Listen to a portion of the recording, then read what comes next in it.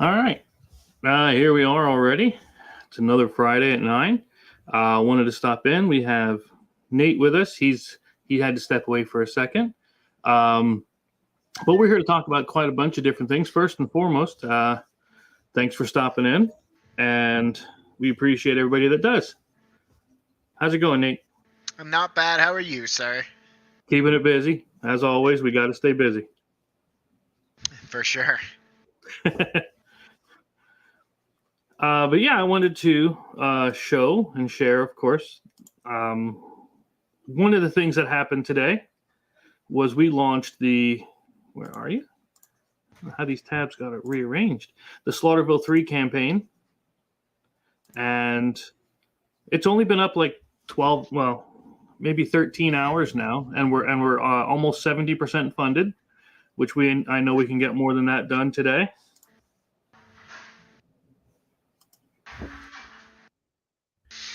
Yeah, we've been running quite a bit, and it's been a lot of fun. Answered a lot of questions, but I wanted to open this up tonight while we're talking about a whole bunch of stuff and see if anybody wants to, or if you have any questions about it in general. But Slaughterville 3, of course, is, well, you know what? It's all about new villains, and these new villains are here to, of course, raise havoc. It's only villains in this one. There's no brand new locations yet, unless, of course, we get to stretch goals and all that. We do need Slaughterville 2 or the director's cut to play it, but we have the B-Man, the Vermies, and, of course, the Sleeper. And when we fund, and not saying if, when, we fund in the first 48 hours, we're going to get the Mirror Town, brand new villain where you're the bad guy. And all of the other villains from the past are going to be there to try and stop you. Meanwhile, you're going to be kidnapping, killing, blowing up the town, doing whatever it is you feel you need to do to cause the most terror and havoc. So the B-Man, we talked about him before, where he's going to be, his congregation is trying to bring him back, and he's trying to take as many of you as his followers as possible. The Sleeper is looking to repair his body parts that have wasted away over the years as he's been asleep. So he'll come out and he's going to try to eat you and everybody you ever met. The Vermies, I just played them yesterday. Yesterday I had to, and I finally put it away and said, yeah, this is done. I just keep playing it because this is one of my favorites out of the new set. Not that I don't like the others, don't get me wrong, but this one is really different because as you walk to each location, you generate noise, just like in Tremors, right? And then these Vermies come up from underground and they're attacking. They're persistent and they are not they're not merciful. And we'll get new tokens. I also added, this is something that people were asking before, another denomination of the tokens. So I added a 3 clues and a 3 damage token so that we can minimize the number of tokens out on the board. And of course, each week we're going to unlock more promo cards. I usually give 2 away for each door that we open. And those will be thrown in each box. We have our add-ons. Of course, the Slaughterville graphic novel, which funded and should be sent out within the next week or two. Slaughterville 2 Deluxe and the director's cut. And there's our, the custom D6 die. That's going to be a metal D6 with the skull as the as the 5 and 6.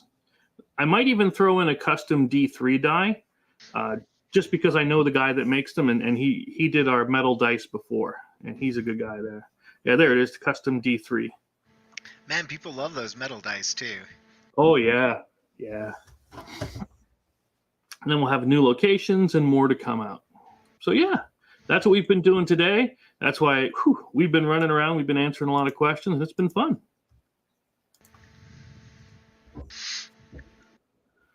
Every time I use those metal dice, I have dice trays. They ding up my dice trays, man. Yeah? Yeah. Now, is it because of the size or because of the corners? I think it's the corners dinging up the wood on my dice trays because I have some fancy wooden dice trays. Mine aren't plastic or anything like that. So. Okay. I'll see if we can't get rounded corners on the dice just to make that less likely to happen, because I don't think that it happened with rounded corners. Do you think? I don't know. I only have one metal die, and it is a 20-sided die, and I have a whole bucket of them, so I don't use it really unless I run across it on accident. Yeah. All right. Well, now you know what I've been up to this week. That's been the prep for this thing, advertising, and all that other fun stuff. What have you been up to?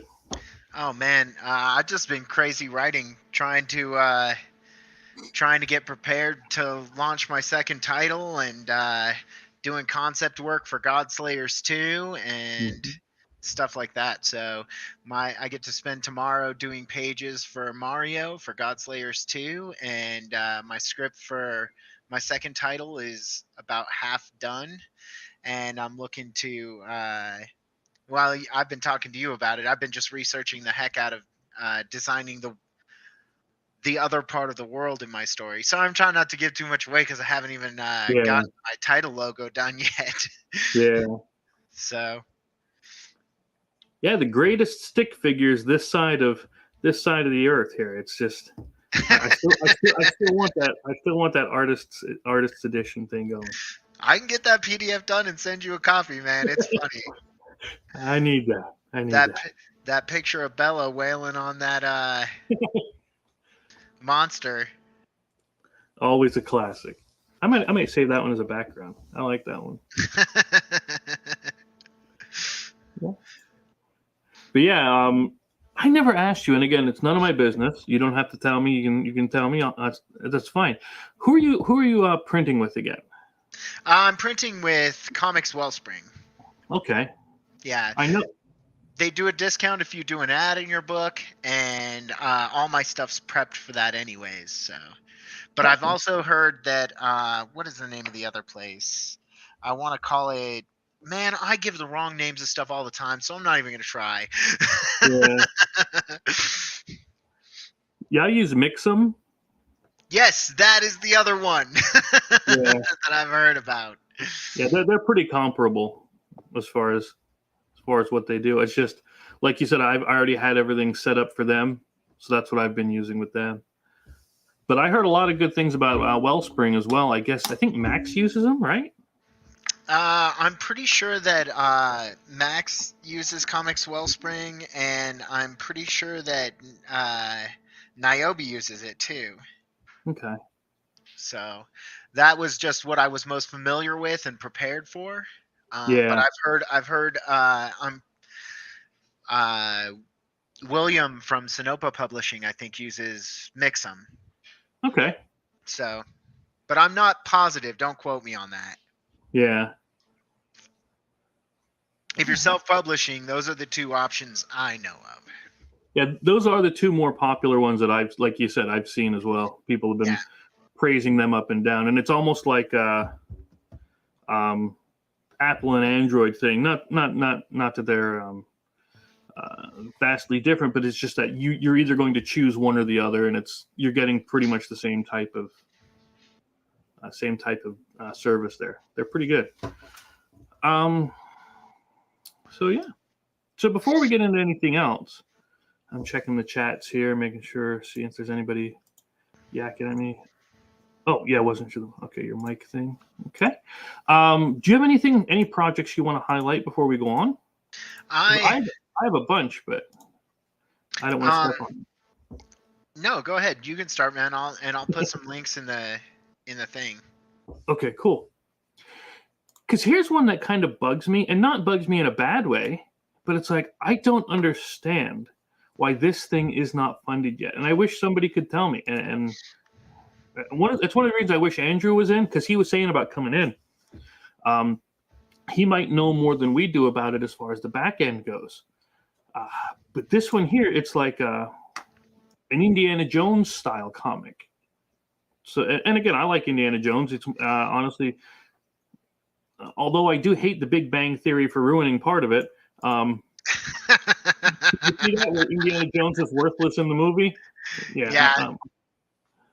I officially hate them now after that. But this one here, again, they even mention it, Indiana Jones type action. But it just seemed like it to me. The art seems clean.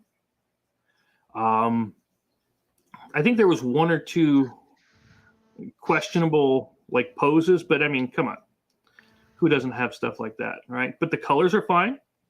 It looks old school style, like that Indiana Jones era, and I don't get why this is not already funded. Like here, the colors look like they're coming out of that golden age era, and I think that's the style they. Go ahead. No, I said they do. Yeah. And I'm kind of thinking that's the style they were going for. And that might be what's holding them back because people think, oh, it might be cheaper looking. But I mean, I appreciate the retro look. So I think that was their stylistic choice there to go with that. But overall, I think it looks fine. And again, as long as it's a good adventure story, I don't see why this thing isn't more funded. That beard is epic right there. Man, I am not good at getting these links. Yeah. Oh, here's something I liked this panel here because in book 2 for the Slaughterville one, I have a similar thing where they're looking through a diary, and it's going to look something like that. So yeah, I think that I always like that look. That's pretty cool. I think it gives a neat way to do a flashback if you have to do one. But yeah, it was this kind of a panel. I'm like, I'm not really a fan of this style panel, but I get what they're going for with it. But otherwise, yeah, actiony, shooties, all kinds of good stuff. So this was one that honestly amazed me that it was not already funded. It's only asking $2,500. It's got 32 of the backers, 17 days left, and I think people should check that one out. I wanted to come back in because I don't always get the notification when people show up here in the back room for some reason. Night Wolf. Yeah. Oh, yeah, I did hear about that. You know what? Let me come in here. I'm trying to get the link, but because I don't have a mouse, right, I can't copy and paste stuff. So I hit up that one. Mm-hmm. And that one looks really cool. It's already backed. Yep, already up and funded. 408 backers. That's gonna be a lot of shipping that they're gonna have to do. Yeah, but it looks crazy cool if you're a fan of like White Wolf stuff, like especially Werewolf the Apocalypse or Vampire the Masquerade. Like that's got that kind of feel to it if you really look at it. Mm-hmm. I like the GIF here. I like that. I wonder how they did that. Yeah. And they do it. They are offering 1 to 6. Yeah. Okay, so they do give you all of them. Well, that's nice. Yeah, it looks nice. That's cool. And then have you checked out White Ash? Let me hit remind me on this one because that one just seems interesting. Here's a hit. If you're looking for anything where I'm like, do you recommend that one? If I hit the remind me on it for later, yeah, that's pretty much a guarantee. I'm probably gonna check that out. And you were saying White Ash. White Ash. In comics. Okay. Deluxe? Yeah. What in the world did I say? Pennsylvania? Get the heck out. How the hell's class? See, this is what I'm talking about. Advertising. How did I not know about this? Like, I've looked through indie comics on Facebook and all the other groups, and it's like, I don't recall seeing this. Now, don't get me wrong, it gets flooded sometimes, and I'm sure you're more than aware that a lot of people, but still, how did I possibly miss that one? Huh. Wonder where that's set in. Like what it's, I see, obviously it's set in White Ash, but I mean like where it's close to. That's kind of neat. Wonder if it's near Centralia. You ever hear of Centralia? Me, I haven't. No. Centralia is a town here in PA. If you ever played the game Silent Hill? I haven't. Silent Hill is a horror game, but it's Centralia is what it's based on. And this town is constantly on fire. Like literally underground, there's a coal vein that was lit on fire many years ago. And they've never been able to put it out. I've been up there hunting, and you can literally see smoke coming out of the ground while you're hunting. Oh, dang. Oh, yeah. It's definitely a trip. People go up there all the time just for the experience. Look at that freaky thing. I know you don't like horror, but Yeah, actually, I like monsters. I'm just not a big horror, which is weird because if you read my stuff, it's. I love monsters. yeah. Oh, that's cool. Mm-hmm. I never heard of Oh, these. I'm sad that one's on Indiegogo and no place else. So there was one that I was backing called Alice. Mm-hmm. Number one, that was like a cyberpunk thing, but it failed on Kickstarter, and now they launched it on Indiegogo instead. Oh, hey, Andrew's here. Hey, there he is. Sorry, Welcome to my buddy. show, guys. I'm so glad that we can make it. Now that I'm here, let me just do all my sponsorship stuff. Absolutely. We were promoting Mix'em earlier, just to let you know. They I are am not a affiliated. sponsor of mine anymore. Get out. That's it. Let's boot them. No, they're a great company. Yeah. Obviously, sponsorships come and go, and so I have nothing negative to say about Mix'em. Obviously, maybe whatever they feel is cool, but something's going to pop up for me new, and who knows? Maybe this company is going to be my new sponsor. Fingers crossed, guys. So what have you been up to? It's been like forever and 3 days. I've seen you're busy. Yeah, no, I've been taking just a break from things. I haven't been on many people's streams and just chilling out. Got a lot of interviews going on and watching a lot of anime is what I'm doing. Reading a lot of comics and just chilling out, listening to some music and hoping that I'm doing something cool. And What have you been watching? What'd you say? I said, what have you been watching? Well, nobody can make fun of me, but I'm watching Dragon Ball right now. Oh, okay. The original or? Yeah. Like going back like 86, man. Like nice. Wow. I know I'm going old school. It's weird, but like I remember watching it when I was maybe like 12, and it's like I haven't seen it in almost 20 years, and I'm like, wow, this is awesome. Like holy shit, I can curse on this, right? Like. Yeah. Oh, I'm like, holy shit, this is amazing. Like, this is really good. And don't get me wrong, like, if you put this up against Attack on Titan as far as animation style, you can't say something in 2022, animation style and colors and all that stuff is, up to par with Dragon Ball. I mean, or Dragon Ball's up to par with that. But as far as story and for where it was at 86, I mean, I would say that it's a fair contender if you give it a little bit of a handicap. Mm-hmm. I don't know, man. Some of those older ones are a heck of a lot more fun than some of the newer ones. Some of them. Like, I agree. What I mean is that I think Dragon Ball really is amazing. I think it's really like one of those, like, it's like an A+ type anime. But you can't tell me on an artistic level something like an Attack on Titan isn't better art. Because I'm making the argument that in the last 40 years, just DC, there's more talent in 40 years. Where if you put a 2022 book and an 82 book, the 2022 book, just on artistic talent, is going to smoke the 82 book.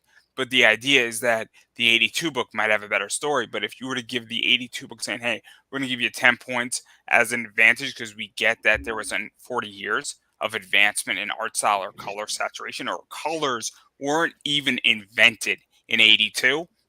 So that's what I mean when I say that Dragon Ball, if you were to do Dragon Ball the same way, just with better art, it would beat the shit out of Attack on Titan. Mm-hmm. Hands fucking down. Yeah, like if you took, even Operation Zero Tolerance or Dark Phoenix Saga, Days of Future Past, and even put it up against the X-Men stuff of today, the art is a little better, but the new stories on the X-Men suck hardcore, and they don't hold any kind of a candle to the older stuff. All right, don't burn me like a witch, but Dark Phoenix Saga is overrated. There are way better stories. Best X-Men, Civil War X-Men.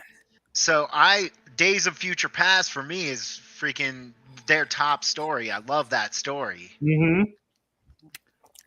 I will say that it is a close second because I think Civil War X-Men on New Mutants Island, much better story, much more significance, has much better civil rights. Now, are we talking like the whole like Marvel Universe Civil War, or is there an X-Men Civil War? There's an X-Men Civil War where they basically form their own island and say "fuck you" to the rest of the world. Okay. Yeah. It's a pretty cool story. It's an awesome. I mean, Civil War collectively is amazing. I mean, you can't tell me that Marvel's peak is not Civil War, not Captain America's Civil War. Captain America's Right. Civil War was entertaining as a movie, but the actual Civil War, its event, fantastic. Yeah. Arguably Marvel's best. Now, I will say that I'm a little biased because, I did read Blackest Night and what was it? Forever Evil, I want to Yep. say, came out, and I enjoyed Forever Evil because I was recovering from a surgery. I couldn't do anything for almost like 2 months, and I read all these comics. And every week, Blackest Night was coming out, and Forever Evil was coming out, and man, those things got me through a rough time. Yeah, people drop on Forever Evil sometimes, but I enjoyed it. I thought it was a nice, different take on it. I always liked the Crime Syndicate, But yeah, Civil War was nice because it had that buildup of all these years. When they tried Civil War 2, it was seems like they just threw it out. Blasphemy! How dare you insult Civil War 2? We're going to have to fight now. Do you want to take this outside? Civil War 2. Whew. Yeah, I don't think I'm going to insult too many people by calling Civil War 2 crap, but No. This is a war now. We're going to have to fight this one.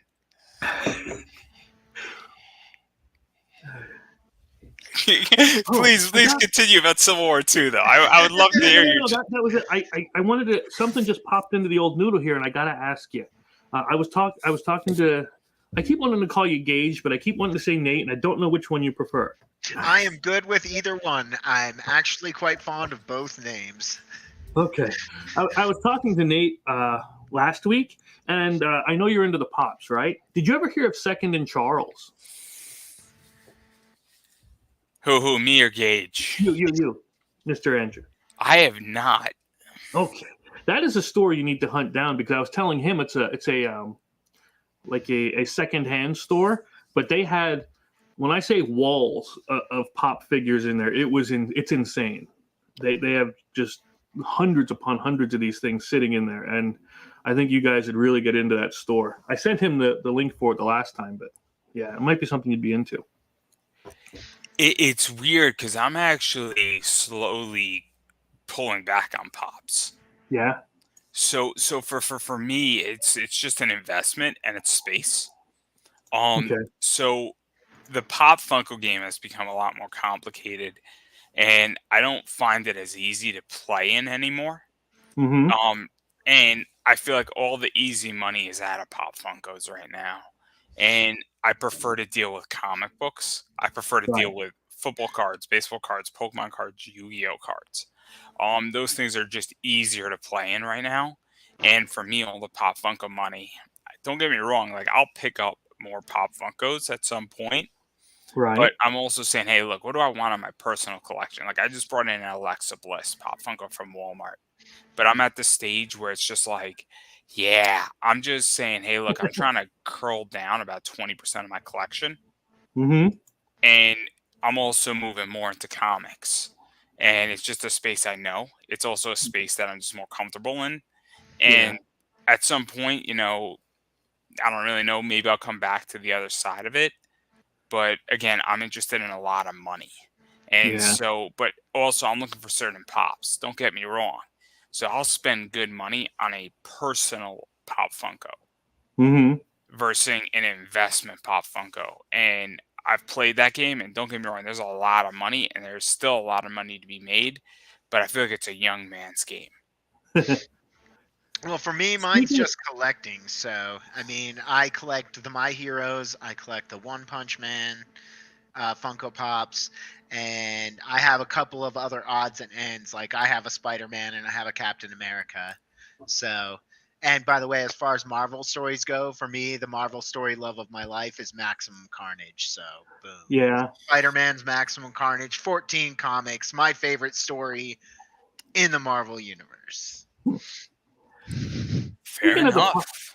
Speaking of the Pop game, tell me you've seen it. Yeah, I've seen it. Yeah. I had to bring it up. I had to. They had it where like you can take the Golden Girls versus Jaws, and I'm like, huh, that's something that exists. But yeah, I don't get into the games where you have to collect like so many different boxes. Like for a little while, my daughter was really into that. What is that one that's for like the Xbox, the Sky whatever's, and they have the little Skylanders. Skylander. She was into that, and I got into the Disney one on Xbox because you could build your own little world but man, it just gets too damned expensive. Man, you should Yeah. just be in the NFT game at that point. Yeah. I'm not even joking, because at least No. with the NFT game, there's a real opportunity for you to sell your position. I wound up giving mine away. The Disney one I had like the first version and the second version, and I wound up giving them away to a friend who him and his daughter got really into it. Yeah. Yeah, we had the Lego Dimensions, that game where you could play all the different Lego people. Yeah. Ended up now we just have minifigs. That's pretty much where that went. Yeah. You ever hear of this one? Resurrection. I have not. That's the thing. I haven't either. I'm not sure on it, especially with the title. Okay. Or the tagline. Let me ask you a question. Yeah, sure. So, how many Kickstarters do you back? Oh, let's go over here to my thingy here. I have I'm going to bring you slightly downstream for a reason why I asked this. Sure. I backed about 164 different Kickstarters. Right. So I'm at the stage where my economics are, and I'm in a different economic where I'm becoming very intentional as an investor in the stock market and securing my future and building wealth. So I am now becoming extremely selective.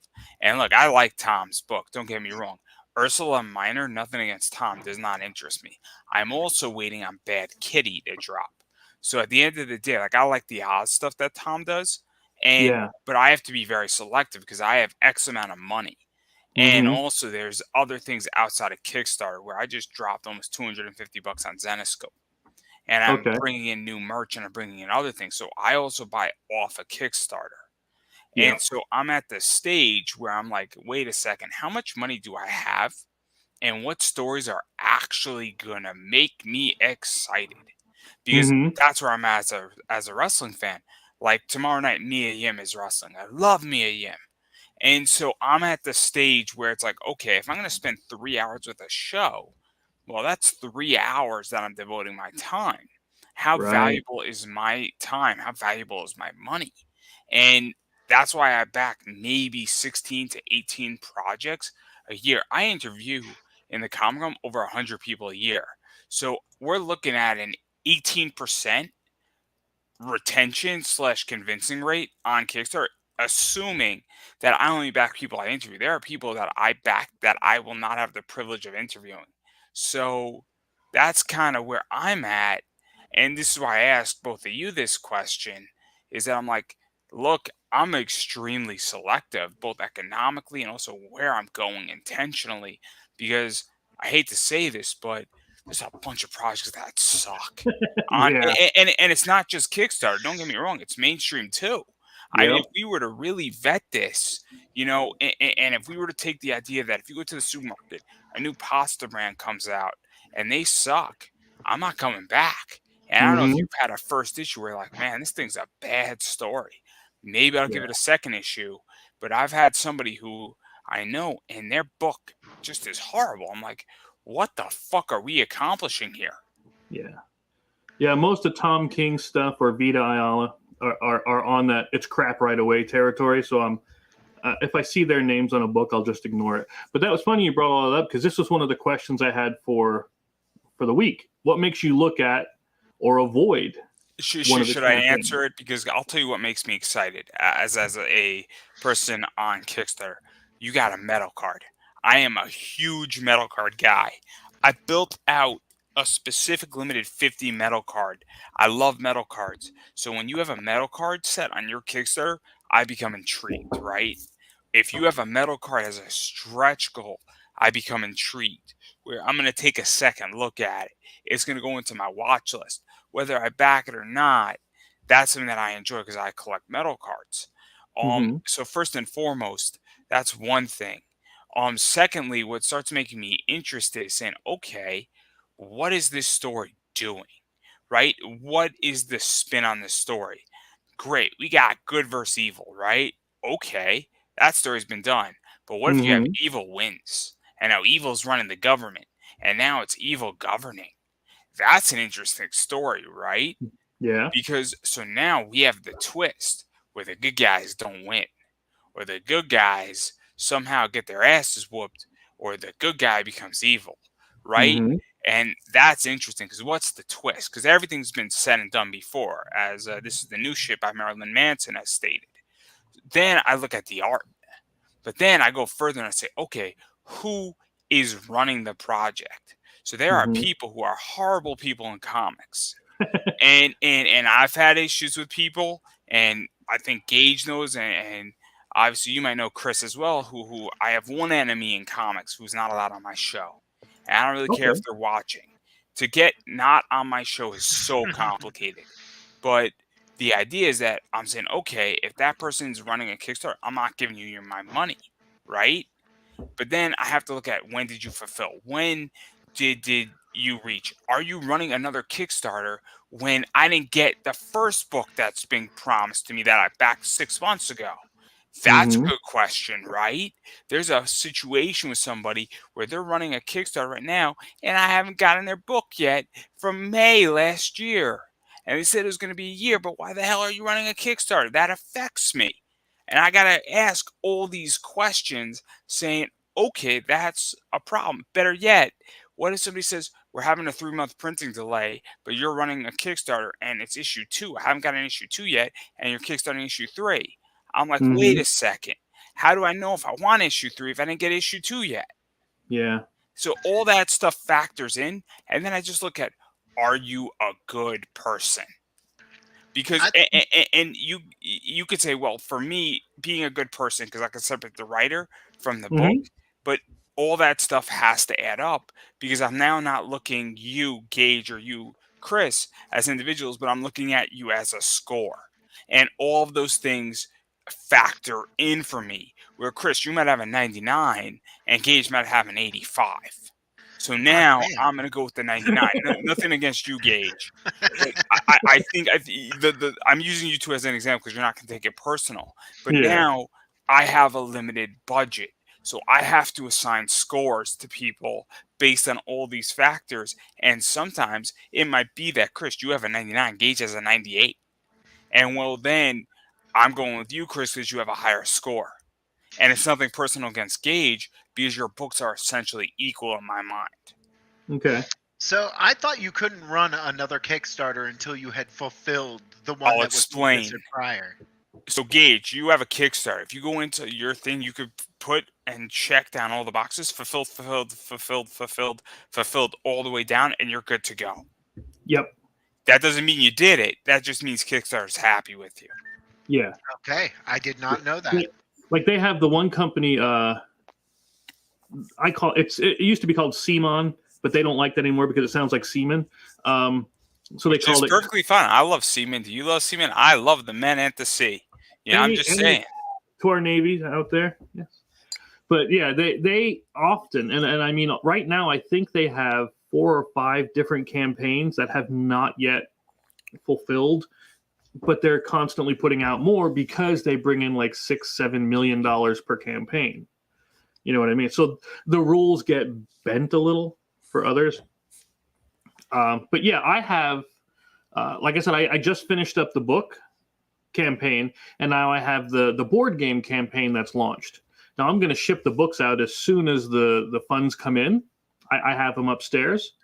But so yeah, that's why I launched right away with this one. I mean, look, I'll be very honest. I'm probably going to be launching a campaign in August, not every person who backed my Kickstarter is going to be fulfilled by August. But I also think that because I get it, look, this is a business, right? So the idea is that if I was doing 15,000 per campaign and Mm-hmm. every 3 months, and I wasn't exactly to the T, it is very hard for me to say, okay, fine. I'm running not 3 months, not quarterly, but every 4 months and give up 15K to 20K. I get it. Right. And I'm relatively reasonable, but also at the same time, I have the other solution where I'm like, you didn't give me your goddamn book yet. So why the hell are you asking me for more money? I'm Yeah. not asking for more money right now, but like, what if I ran funding for season 4 as soon as I finish season 3? It's Yeah. kind of ridiculous, and it's very upsetting to me because I'm like, wait a second, I didn't get your fucking book, man. Like, what Well, the hell? that's the thing I do with the Laughing Rogue stuff is I never go to Kickstarter or anything until I'm ready to print. If I can't print it the instant this campaign ends, I'm not. I don't hit launch yet. See, and Now, I was prepared like that until I got talked to about my lettering, and now I'm a little behind on that because we're redoing our lettering so that we can turn out the best product we possibly can. And but but I'm gonna do everything I can to catch up, and on my next book be 100% ready to go But before I let me launch. ask a question, Gage. With your next book, when are you launching Godslayers 2?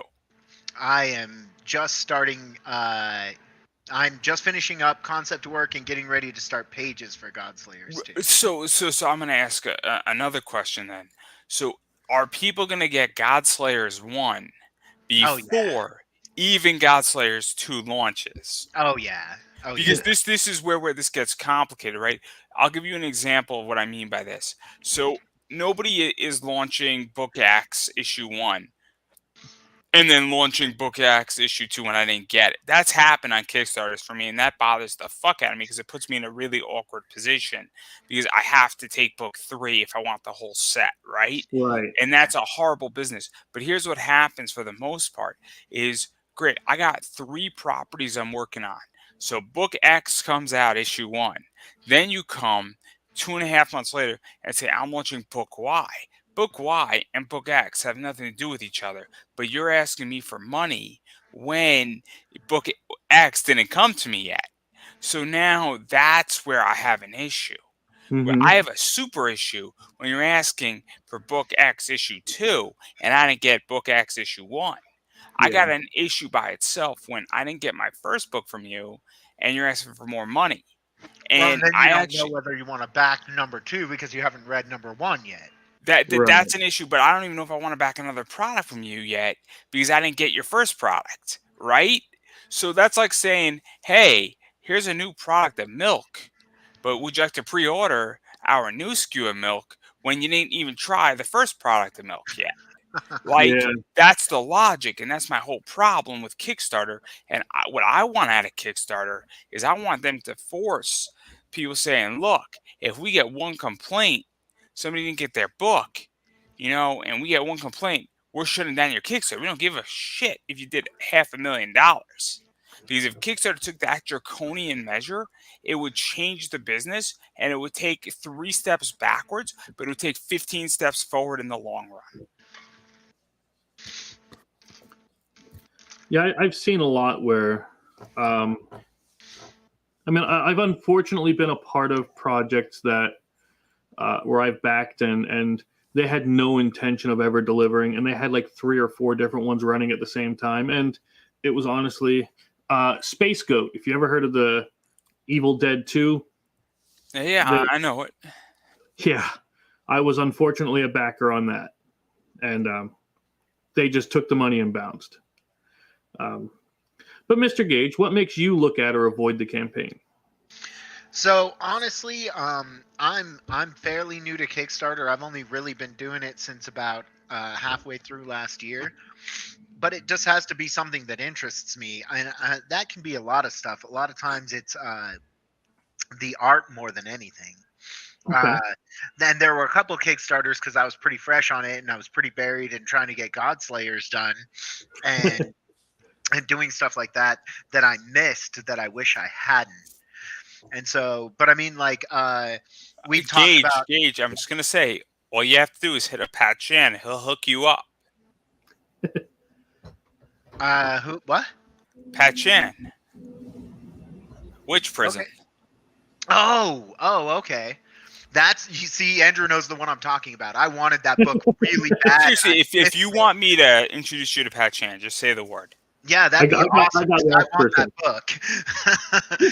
That one was the one that art caught my eye, and I was like, yes, and I got it all loaded up, and it was like, I'm sure Pat Shan. I'll mention it to Pat Shan, and I'll put you in contact. It'll be easy. You'll be taken care of.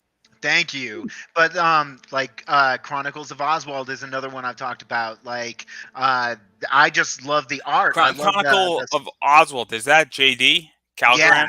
I'll hook you up too. I got you. No, I already backed that one. I caught that one. But like the art caught my eye, and then I'll start reading it, and if it's interesting, I grab it. I also backed one.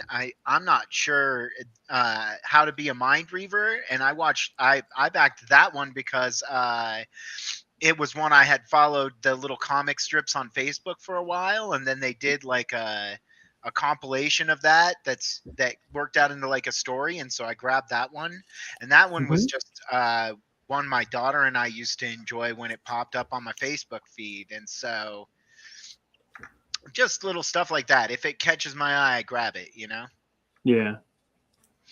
I tend to be an impulse backer.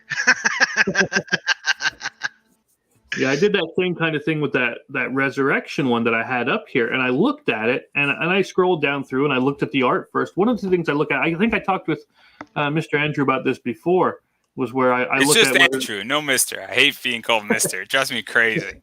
All right. About whether it's the zero backed and first created, that kind of gets me a little nervous.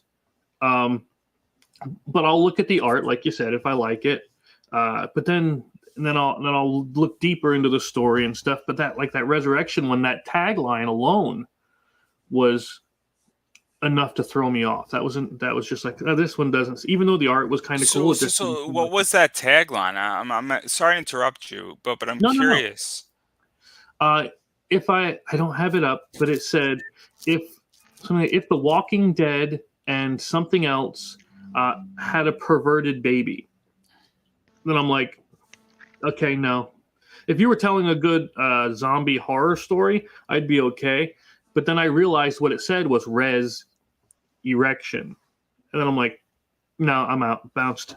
So I've passed over some Kickstarters that I saw the art and liked it, but then you get into the Kickstarter, and rather than telling you about their book, they have all this business stuff and these little pie graphs and a bunch of information that doesn't make any sense why it's there, and I'm like, I don't need to know all this. I want to know about the book you want. This is my question, because I back books strictly because I'm like, I like that cover. Yeah. Right? So I'm like, I don't give a damn about your book, right? If you have an artist who I like and that artist is interesting, and so it's no secret that I'm a huge Sun Kumanaki fan. And I don't know if you guys know who Sun Kumanaki is. Mm-mm. Sun Kumanaki is a Zenescope artist, and she's rather new, but I love her cover work, right? So I'm like, if you got a Sun Kumanaki cover, I'm sort of interested in your project. I'm interested in your book. Or if you have a Brian Peterson cover, for instance, I don't really care what's on the inside. And maybe that because that's a big factor. I mean, we have a friend, Larry, Niobe Comics. There are people who don't give a damn about Niobe. But they're like, that Paul Green cover is awesome. Or that Keith Garvey cover is awesome. Or that Justin Hunt cover is really cool. And so they look at that cover, and then they might stay for the comic, but they're not there for the comic. And so that's a whole different ball game, because, and this is nothing against Niobe Comics, but it's the idea that sometimes you have people say, look, I'm just here for the cover. I don't care about the story. I don't care about the interiors. I care about the cover.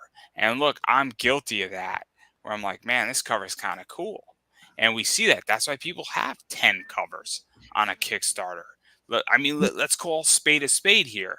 Sometimes, and a bunch of people know, I mean, I could tell you for a fact that I backed Larry's Kickstarter with Origins, and I bought the David Froth, rest in peace, because I love 607 Spider-Man. I don't care as much as about Niobe as the story, as I thought that cover was great. And I Okay. love J. Scott Campbell, and 607's a fun book. And it's kind of fun to see Black Cat in a spider suit pulling the pearls out of it. It's an iconic cover, and anything that pays tribute to that is very cool. And I'm like, man, I got to buy that book. Mm-hmm. And when I interviewed Larry the first time, I'm like, oh, this is kind of a cool cover. So let's talk about it. And let me show my support, because it's actually and so that's where I'm at is as well. So this is super interesting because I take the opposite approach. See, and then Steph Wilson is another one they talk about like that. People follow Steph Wilson's covers. That's the cover, right? I love that What can I do cover. for you? And for me, that cover has now changed, because that was one of the last David Froth covers that he's done. I think it's one of the last like 5 or 6 that he's done. And obviously, rest in peace. And I don't mean to speak, and use the dead as a point here. And that's not my intention. But that cover has now changed, because I'm like, well, this is something that's special. When he did it, it wasn't special. But things change sometimes. But the idea is that it's paying tribute. And so, but sorry, Gage, for interrupting. No, you're good, man. Oh, I don't know. I'm going to let you finish your point because I rudely interrupted. I made my point before you jumped in there. I'm good. Here's what I want to ask. Speaking of all the different covers, and again, not picking out one different campaign over the other, is it really financially feasible to have 10 or 12 different covers? That's a good question. Or a lot? I mean, because you've got to get maybe a minimum print run for each one. Okay. Can I take it? I'm going to take this and I'm going to change the perspective completely. Here's how I view it. So this is what I think everybody does wrong on Kickstarter. You have 12 covers. Now what that means is that if you are running your first campaign, you don't have enough data to have 12 covers. You don't. What if you're a business person? What you should figure out is saying there's 2 paths, I feel. Path 1 is that you should know what your audience wants, and you should have 4 covers that hits every position that your audience wants. And what you should do is that if you know that 70% of your audience wants X and that person is a $600 cover price, then that's justified. And then as you go lower and lower and lower, you need to be appropriately expenditure so that you justify your costs, because you have the data. That's called being in business. Because if I know that I get a J. Scott Campbell and I have 1 million people buying my stuff and 70% wants a J. Scott Campbell cover, then I need to hire J. Scott Campbell, and whatever it pays, it's going to make sense if it's 70% because I'm making money on it. But then I go out and I hire an artist who's $400 and only 6% of the audience wants that. Well, that also makes sense because that's proportional. So that's really what needs to happen. Or conversely, the other idea is that, and this sort of goes, I think, into point B. So I think you need to say, look, I'm having 4 covers, and I need to make sure that I'm hitting different niches with all these covers, and I only need 4. And you should have enough data, and you should be able to predict the market, right? You should be able to predict your growth with those 4 covers, how many you need to print, and you should print them ahead of time and get a better deal, and you should have the data to prove it. And that's what I think the mistake is, because if you're running 14 Kickstarters and you don't do that, and you're like, well, I didn't know that cover C was going to do better than cover B, then you're moronic, which means you don't know, you're not running your business correctly. I want to be able to accurately predict. If I had 138,000 data points, I should be able to pinpoint and go to a 10 cover margin per cover on data. And let me explain data points. You have Kickstarter data, you have Facebook data, you have Instagram data, you have Twitter data, and you should have YouTube data, podcast data, and then every interview you should be on, you should have data from there as well. And Yep. unless you're gathering that data and actually figuring out how to consume that data, that means you're running an inefficient business. And that might sound mean and cruel, but that's what I'm figuring out. I have an eBay business. When I launch a comic, I sell a lot of Zenoscope books. Where do you think I am going to hire my artists from for my covers? Hmm. Straight out of Zenoscope, because every book that I do not sell on my Kickstarter will go into my eBay store. And what do I want next to my books from my traditional, successful eBay flipping Zenoscope business is covers by Zenoscope artists, because the same people are buying that Sun Kumanaki rare book that's a 250 print run are going to buy my book done by her on my Kickstarter. Right. Yeah, I mean, I did the same kind of thing with that Mark McKenna, and his ended up selling 75% of the sales were his, because people liked him from Deadpool, Justice League, and all the other things he's done. So that's why I asked him to do another cover for the second book. So, but yeah, and I get, like, I don't know, and I don't know Greg Bow, I don't know Courtney, but I hear they are some very popular artists as well that people enjoy having. So I know let Nate. me throw a third idea out there for everybody. A third idea is that, look, Greg Bow was just on. I haven't interviewed Courtney. At some point, I'm going to interview Courtney. It's just a matter of time. But I'm right now aiming at somebody else who's slightly bigger than Courtney, but on the writer side. I'm aiming at Mandy Summers, which will be a fun interview. Somebody's putting in a good word for me, and hopefully I can get Mandy Summers, which I think is doable. I think I'm going to have a blast with Mandy Summers. As long as we agree that Alexa Bliss is the greatest wrestler of all time, we're going to be fine. But the idea is that the other idea, what people should be doing as well, is saying, Mhm. wait, Greg Bow has been established, Courtney's been established, Keith Garvey's been established, Sun Kumanaki has been established, Paul Green's been established, Ebass has been established. Maybe it's time that somebody said, look, let me take the risk and build Generation 2.0, Generation 3.0, because that's the other thing that needs to happen too, is that I've seen enough Courtney Damn Rose covers. I've seen enough Keith Garvey covers.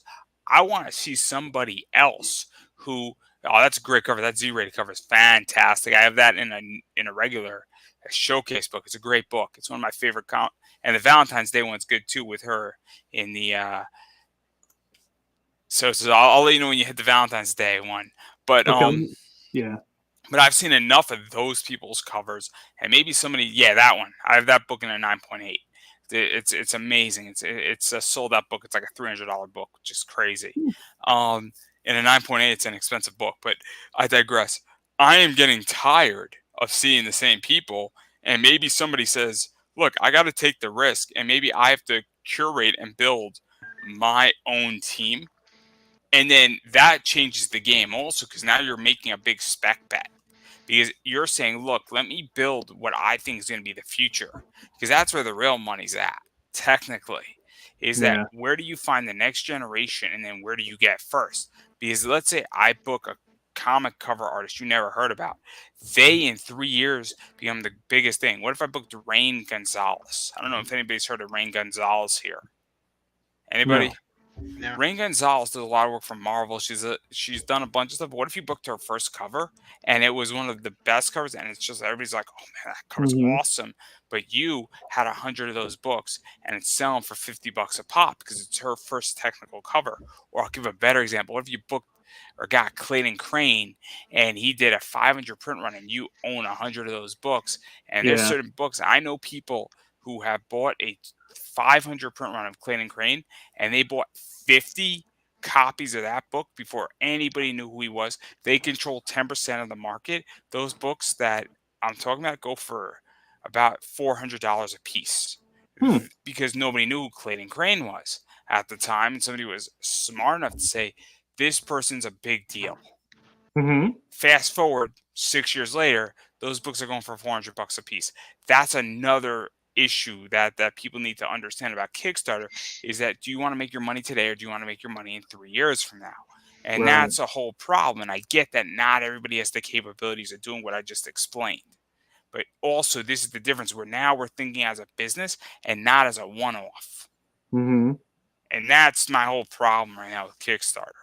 And so when we talk about covers and having an essential amount of covers, I mean, well, you got to think about saying, hey, what am I just printing for the amount of people that buy a cover, or am I thinking, saying, hey, what does this excess inventory look like for me as a distribution, and even making more money than I charge on my Kickstarter for conventions? And that's an issue with excess covers, because it can go both ways. What's interesting is I found this picture of hers that she did. Okay. And Nate and I were just talking the last time about getting this kind of a cover for the Slaughterville book, the Sexy Slashers. So I might have to give her a contact, send her out. I saw she's not doing private commissions, but this is commercial. It says commercial projects only. So I'll see what she charges. It depends in which you could get on Sun's list if you know how to ask Sun. Like, I could get a private commission from Sun Kumanagi if I wanted to. Right. But I know Sun. That's the difference. Yeah. Yeah, I'm gonna definitely send her a message, see if she'd be into doing a cover for us, and that would be cool. She is a slow artist by definition. Sure. And meaning that she does get booked up. So reaching out to her early will benefit you. Yeah.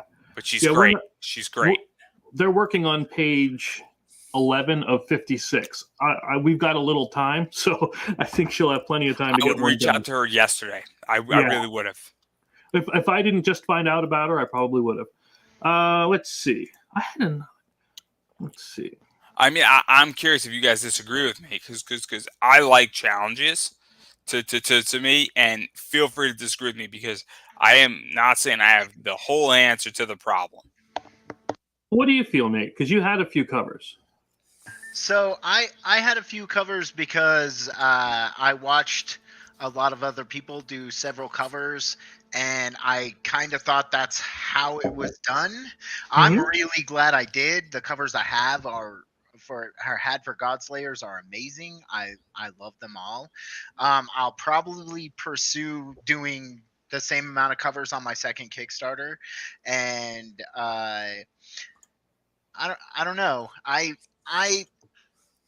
When I first started hitting Kickstarters, one of the things I liked to do was collect all the covers, like get a set that had a couple of them and collect them all. Like Max's Human Hunters, I have all the covers for that guy. Who's this Max fella? I don't know.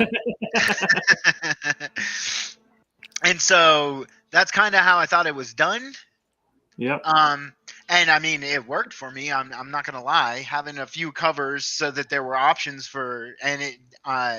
Gregbo and Courtney definitely did an amazing job on those covers, and they definitely brought people in to buy the comic book. So, I mean, I can't tell you whether it works or not, though, because this is my first one. So sometimes for me, though, like I bought Black Coffins, and I just picked the cover I liked the best, and that's the one I backed. Yeah. And so that's what he was saying too. Depends. I'll ask a question. So if I ran a comic and each of my books was $30, right? And you said, oh man, I really like this. It's paying tribute to the 90s. Because look, I'm not here to attack anybody. I get money. I get the entire thing. And so, because look, I back just sometimes individual covers. Sometimes it makes sense for me to back two covers, for instance. And so I guess where I'm at is, fuck, I don't know what my point was. Shit. I'm also really, really high right now. So not on weed, but alcohols. It's been a very Jewish dinner tonight. So hey, we killed the firstborn. It's Pesach, guys. So don't mess with me, because I still have that power. That's what I'm gonna say. I almost did a the peach schnapps and orange juice but I didn't know if drinking on the stream would be so good. So I grabbed coffee. I've been there. I've been incredibly intoxicated on a bunch of streams. This is why I don't have friends anymore. Hey, we're your friends. At least I know Hey. them. A lot of my friends are outside of streaming for a reason. I mean, I could tell you last night I was speaking to somebody who saw Sonic the Hedgehog completely on shrooms, which was a fascinating interview, and we had a great time. And this is the same guy I brought on for Ian Flynn to join me as my co-host. So Mhm. this is how much I trust people. I heard that's a good movie. Oh, it's Yeah, a lot amazing. of people are singing that movie's praise. I haven't seen it. Yeah. I haven't even seen the first one yet, but people seem to be really down with it. So Oh, it was one of the best things I ever saw in my life. Like for all the 2022, this and WrestleMania Night 1 were great. Like that's the highlight of the year Hawaii so scene. far. okay, so I have to judge whether you and I have similar taste in movies. What did you think of Free Guy? I loved Free Guy. I didn't see it. I'm a Ryan Reynolds freak though. So I mean, So okay, I even liked him in Blade 3. Okay, so that's if that. Whoa, wait. Ryan Reynolds was in Blade 3. What the hell? I gotta go see that movie again. Yeah, him, Triple H. Yeah, they were both in. Triple H is in Blade 3? What the fuck? Like Homie, we got it. No, hold on. Blade Trinity. Triple H. Okay. I could see Ryan Reynolds in that movie. I can't see Triple H in that movie. This is news to me. Triple H had a vampire Pomeranian in that movie. Okay. Yeah. There you go. You learn something every day. Yeah. Yep. Triple H, vampire Pomeranian, and there's Ryan Reynolds was Hannibal King. I am clearly not intoxicated enough for this conversation. Oh, the movie was absolute trash. But oh, so we weren't playing the game? What's that? It's all about the game, and now you're playing. It's Triple H's theme song. Oh yeah. Yeah, no, yeah. The movie was not a good movie, but I mean, I like it because Ryan Reynolds and them made it funny. Triple H in this movie is good. It's did we have tax evasion as a villain? No, not quite. Oh, see, they had a moment and they blew it. Yeah. There are 4 or 5 moments to make a hero. So yeah. I'm not coming back on this stream ever again. I promise. Why not? You don't like us? Oh, I don't think I'm going to be welcome back with the way I'm acting. always welcome. Always welcome. And let's get this time up. But yeah, Blade Trinity is one of those movies that you need to see at least once and then never see again. So let's see. We were on Free Guy. This is how this Free Guy. This isn't even my show.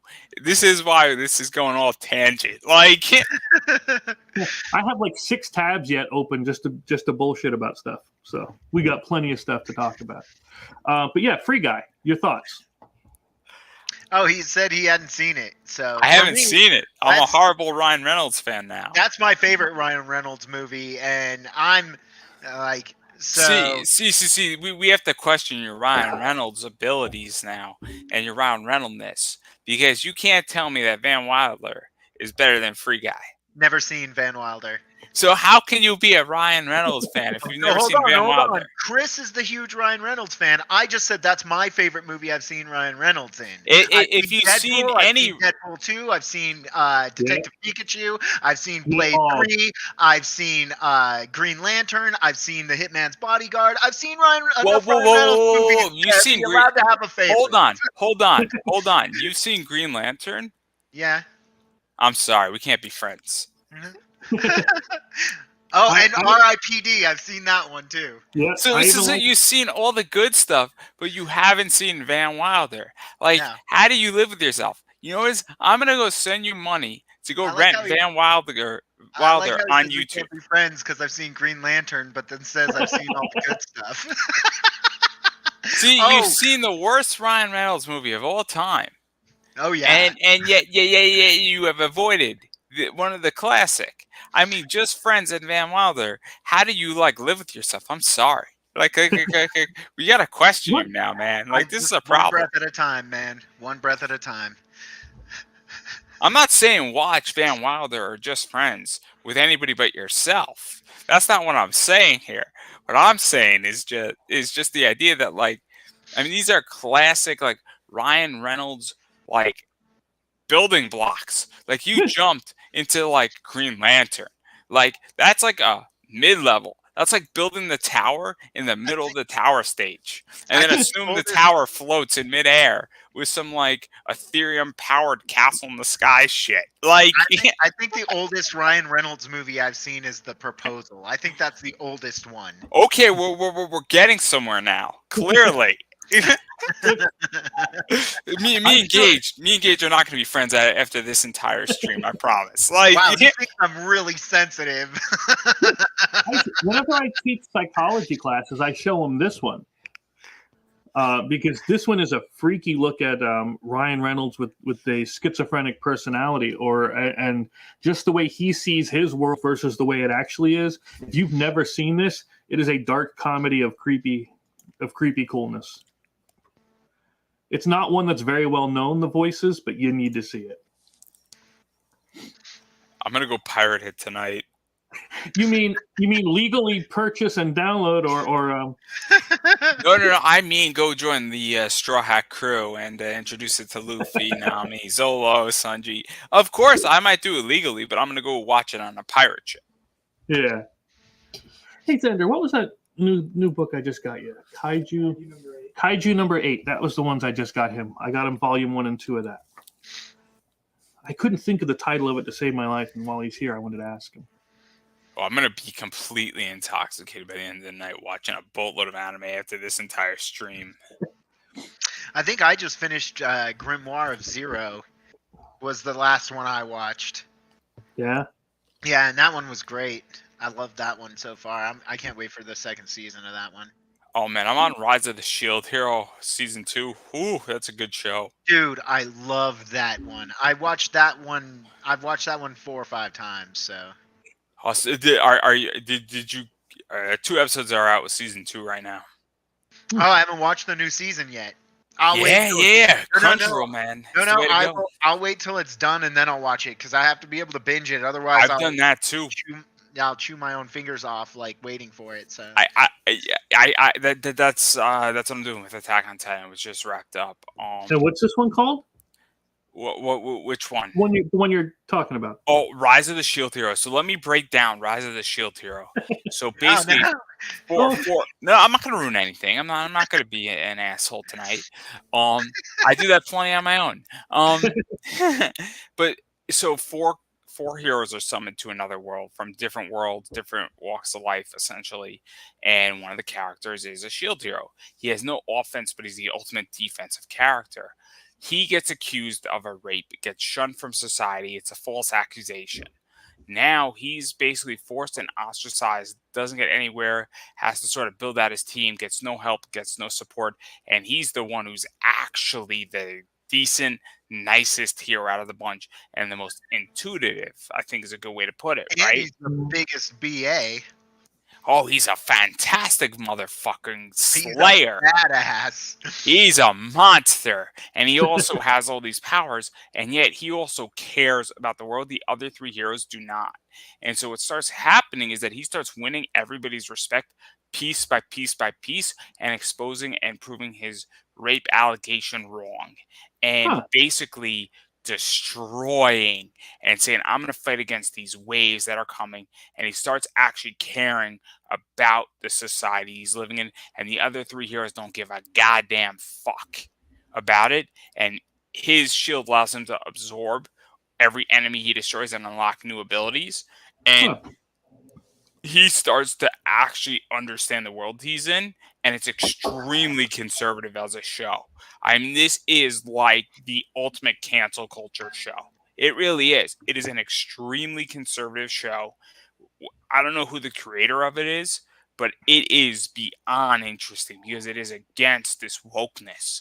And he is just a character who is fan-fucking-tastic, and it is everything right with anime. It is legitimately everything right with anime, and it is brilliant. And if there's one show that I recommend every person who's not an anime fan to watch, it's that show. Like, I want to create a comic book that takes that show and brings it to the next level. Send me the title of it then in the chat or whatever, and then that's my note to look it up to get it later. So, Mr. Gage, where do you come up with names for your characters? So I just kind of make them up as I go along. So when it came to Godslayers, Dust and Ash were actually old D&D characters, and Ash is the Godslayer. But their names were actually swapped when we were role playing. And one of the things that kind of pushed me to do Godslayers as a comic is my brother and I played in that game together, and my brother passed away a little over a year ago, I think almost 2 years ago. And this was just a story that we were doing kind of together as a role-playing game. Sure. And I wanted to do something with it. And so that's why I picked it as my first story, you know. Kind of missed him, and it made me feel closer to him doing something that we had done together, you know. Well, that's good. I'm glad I could be someone to help you bring that out. That's cool. Now you make me want it even more. Yeah. Well, and so then lettering right away. Then you know what I mean. Yeah. Well, I mean, the lettering's on its way. I got faiths. So the people I work with are all great people. So I've never had any doubts I'm gonna get it there. It's just, and it's kind of my fault. Like I said, it was a last minute thing where the lettering was, I don't want to say brought to my attention, but it was kind of a last minute thing where I decided to do something about it. Yeah. And so, like, the Joel Rodriguez, who's doing the lettering, he's been freaking awesome, because I asked him for a rush job of epic proportion, and he's coming through for me. So I'm not stressing at all. If there's not an issue with your first project, something's wrong. Yeah. I mean, yeah. Let's see. Well, I know that. I mean, me and Gage, sorry to interrupt again, but Gage, you did your first Kickstarter and I did mine. And without a doubt, I had a fuck ton of issues. So, yeah, you know, true. I'm the first person to say, look, you know, when I run another project, I know all the things not to do. Yeah. And I learned a lot of how to do my project better after my project launched. Mm-hmm. And I have a lot of people who have given me a lot of support and a lot of advice and mentored me through this. And they were like, what are you doing? Like, you launched and you didn't even tell anyone you were launching. And I was like, yeah, I did. I mean, Gage, I'll throw you another one on me. What happened with me is that I got rejected on my first thing. Then, well, December was rolling out, and then I just dropped it for 3 weeks. And then I got approved, and then I was like, hey, I got to run this thing in January. The rest is going to screw up a bunch of shit otherwise, because when you're running a project on Kickstarter and it's relative to your podcast and you are on a yearly basis, come February 1st, I'm like, I'm booking guests. Like, I got to get going. And so I had like 5 days in Christmas to promote the living shit out of this. So moving forward, I learned that I'm going to prep up a hell of a lot earlier so that I could run in November. And so I'm building my project out for season 4 in July, and I'm launching like November 1st. So clearly, and I'm actually going to open up my pre-launch page probably in September, which is crazy. But I also am like, I'm going to be doing a lot of interviewing and a lot of promotion in this. And yeah, Phil, everybody better watch out, especially you when you come on my show, man. I think we should get them on in here. What do you think?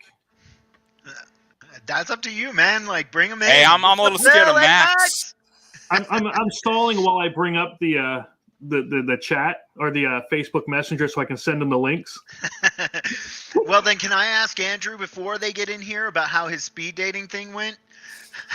Oh my God! We didn't hear you kind of pulled back from everyone for a while and started doing your own work. Hey, And so hey! you were Look, cracking jokes you were I in just. a basement somewhere. Oh no! I was hanging out with Kamala, but that's not the point. Let me tell that story and that joke. I just got a random text message from somebody who I don't recognize their number. So my new Yeah. response is that I'm like, "Hey, tell Kamala I can't make it. I know Joe will be mad." And that's not a Democrat. That's not a Republican joke. That's just a funny statement. Because Yeah. and when the person responds, I don't respond back. Yeah, I don't, and it's great.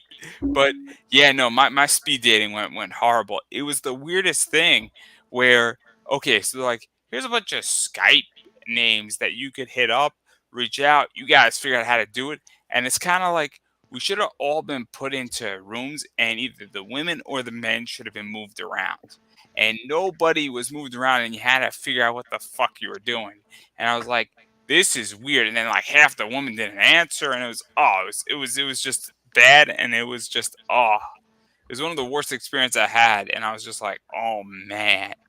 But it was only like $10, so Yeah. I'm not gonna go fight over $10. And I'm like, I'm not doing that again because I've had other speed dating experiences where we're all on a Zoom, and then they put us into breakout rooms, and you got 5 minutes with the person, and then you're moved, which is how it should have been done. Because without guidance, it doesn't work, right? Because I've done traditional speed dating in like a bar, and every like trivia speed dating night, and every like 6 minutes you're moved, and it was just it was horrible. But I digress. Hey, Big What's Max, up? how you been? All right, what's going on? We got a Max. Yeah, chilling, hanging, doing the usual. Yeah, I'll be Cool. right back, guys. All right, see you in a minute. You scared him. See, You scared I him know. off. I can Scared still to hear death. you. Scared, I'll and be now he right ran back. away. You're terrified. It's the awe-inspiring presence. So what's been going on this week? Had a stroke. Sorry to hear that. Yeah.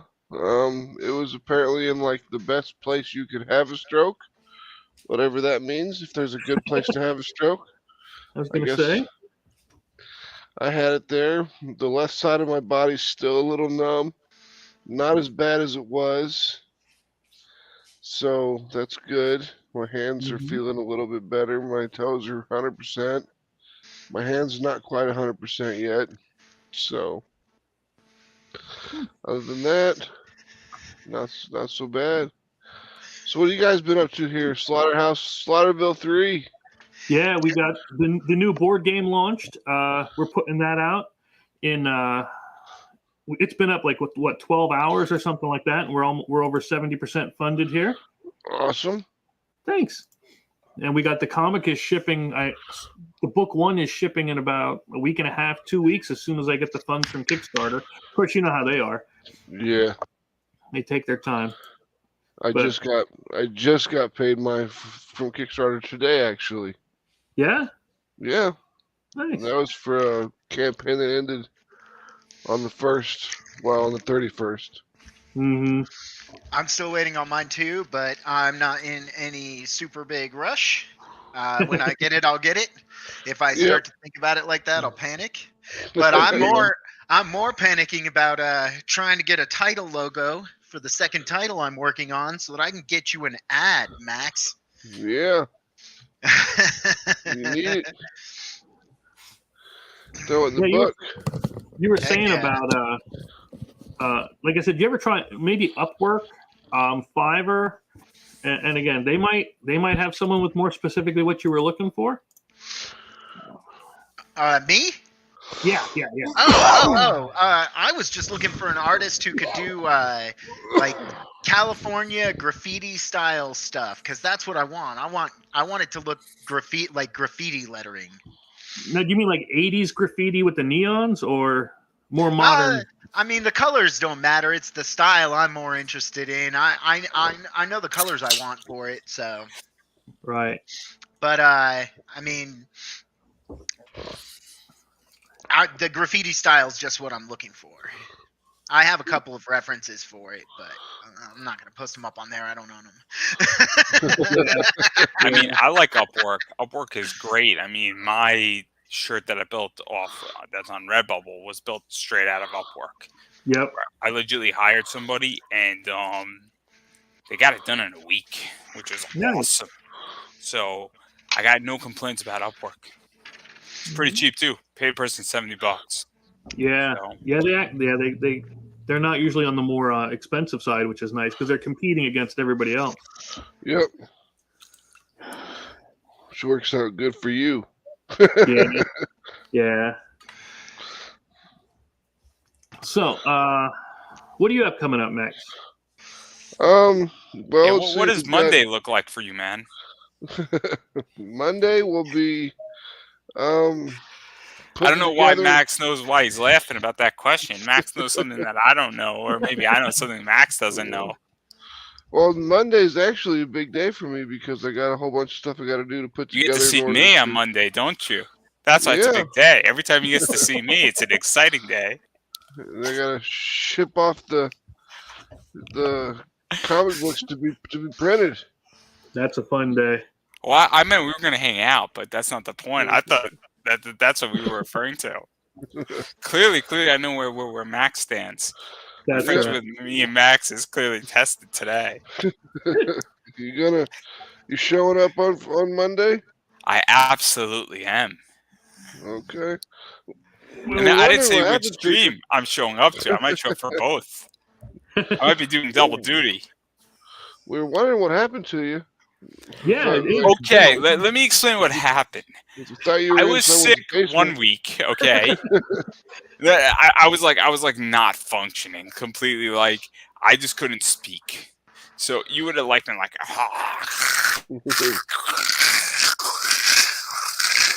That's how it would have sounded the entire thing. So I was just like, and then the second week I was having an issue with a friend. And he's all right, guys. He was having like an existential crisis. Then the third week, I was in the middle of Dragon Ball, and you can't just like stop, you know. And then the fourth week, I was like, I don't feel like it.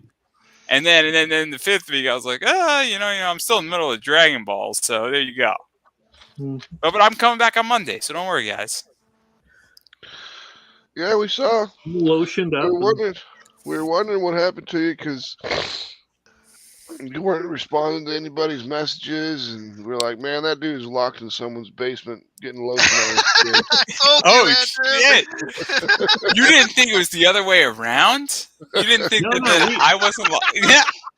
Nope, you got catfish. I'm glad we've now established how I'm respected. Like, I mean, clearly you all think of me as X when I'm really Y, but thank you.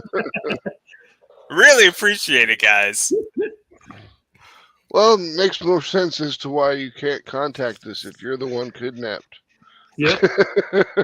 You ever think I went on vacation and maybe I bought my private island? Like, seriously, like, did that ever occur? Like, if you did that and didn't give Sam his Bitcoin, if you bought a private island and didn't get Sam his Bitcoin, you wouldn't. Maybe Sam was on his other private island that I bought him. That could be a possibility. He just didn't tell you because it's a private island, not a public island. I'm just saying. I mean, it's just property, guys. That's what Bitcoin is. But anyway, this is not what it's about. Let's go hunt some humans, right, Max? Yeah. So, Okay, Max? Yeah. I've got to quit smoking, so I got this vaporizer thing. Oh, Max, you're not going to like what I'm going to give you when you fund human hunters. Yeah, I got to get caught up on everybody's stuff and see what. I know, Chris, you got to read my stuff, clearly. Your back issues are. I have the most back issues out of everybody here, so let's not pretend.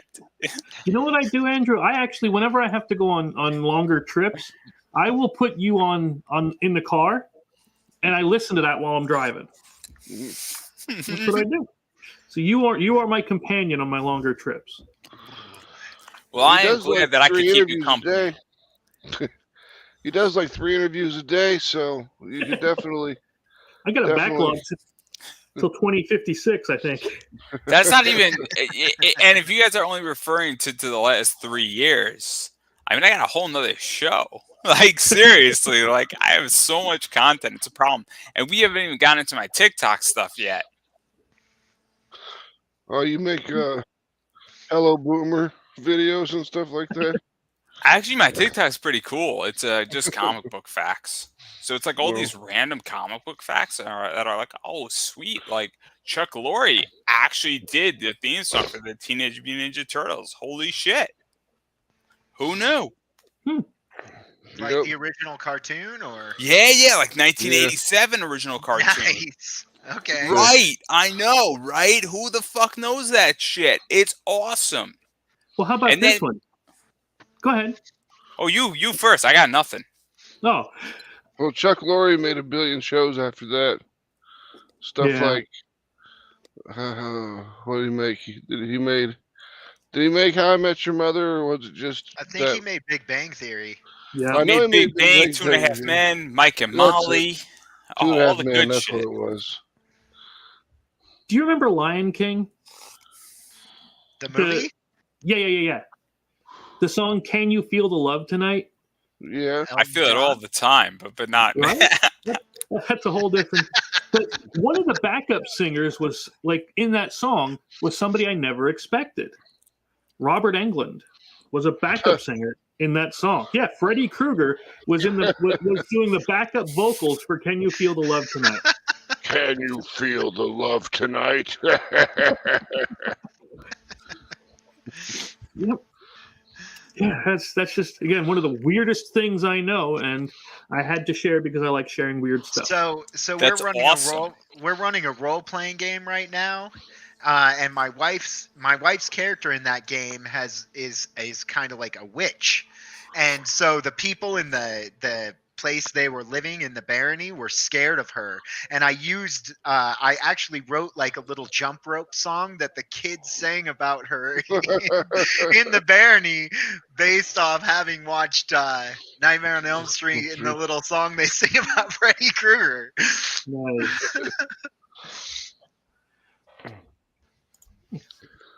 That works out good. We were talking earlier about the other events, like the older events, and I had this question up because I did want to ask everybody this one. What was your favorite event from the comics past? It doesn't matter what company. I think Max should go first. Yeah, I want to hear what was Favorite your event favorite? from comics past? The first Vengeance of Vampirella run from what was it, like 1 to 23. Yeah, They did. That was a really good one because they had a whole lot of. You just learned everything you possibly could about Vampirella in a 23 issue series, stuff that had been taken 20 years to create. They compressed it all into one chunk, and she got her vengeance. Ripping people apart. yeah.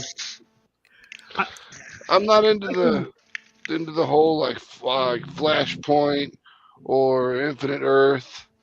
I mean, a lot of people would choose those, but I didn't read a whole lot of those. Yeah. So it's I just like no when they Bill the do- Bull for you, man. Bill the Bull, that's its own thing. I don't know if anybody knows about what I'm referencing, but you're doing something with that. That's why I threw it in there. Nice. Yeah, I'm writing in a new issue. Whenever the new issue starts to come out, I will write the new issue for Bill the Bull. From our good friend Hart Fisher. Yep. It'll be interesting. Yeah. But I like when they do that, when they give you a jumping on point, and it makes it like you said, so you can catch up on. Oh, Phil just got here. Sorry. Will it be a book of vengeance? Will it be a book of vengeance, Max? Yeah. Your favorite's probably like Archie Double Digest. Yeah, that's it. Hey, that's the good shit, right? Have I you- mean, Life of Archie, I what was it, know. number 37? Archie gets killed. BFG, It's great. BFG's got that. He's got all the Harvey books, Casper and I Gold do have Key. my Casper, man. stuff, and Don't be little talking shit about Huey. Casper. What the fuck, Little bro? Huey, Like, you read the Little Hueys, man. Little I Huey. read the funnies every Sunday, so I don't know what the hell we're talking about. Like, I don't either. I do. So clearly, Nice. I what read- about he has you, no Chris? response. He has no response to that. He has no response. I'm being nice. Do the newspapers actually still have Sunday funnies in them anymore? I don't think they do. It's like I have no idea what the fuck I'm talking about tonight. I would say, like, do they even have newspapers anymore? I haven't bought a newspaper in years. Yeah, I haven't even bought one in years. So I haven't bought a newspaper in years, but I did buy a Hustler magazine just Oh, Lord. recently. I bet you did. Let me explain Well, why. Let me explain why. Before anybody need to judges come me, from it's the page. actually comic related. I did not buy it for the nude. Elias Chazus, who's a Zenescope artist, who's one of my favorite artists, was actually just interviewed in Hustler. And I'm like, I want to read that interview. This is Uh-huh. fascinating.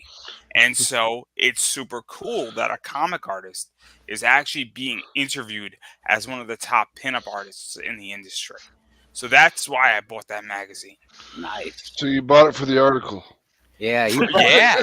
Like, articles, man. I didn't didn't want you to know? call bullshit, but No. Seriously. I only bought it because it was Chazus. And I have a commission from Elias Chazus. And I'm Only- like, this is kind of one of those He things only where I'm like, reads it for the articles. Only certain pages are stuck together, right?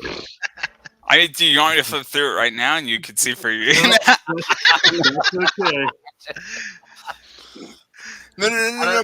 But in all seriousness, like, I haven't bought a newspaper in years, but I bought a Hustler. And I'm like, I only bought it, though. It's the same thing where I would read Mandy and Playboy I'm because it's surprised Dean that Yeagle. they still have those magazines being made. Right? Do they? I Do they figure they would have all just switched to websites by now. yeah. Do they still put in? Do they still put in the little cartoons and stuff like that they used Oh to? yeah, the good shit that's like political, like satirical political shit. Oh, Or, it's more great. than that, they had plenty of boob stuff, like some like you'd see something like Steph Wilson stuff in there or something, No, it's not Steph Wilson stuff. It takes it a step further.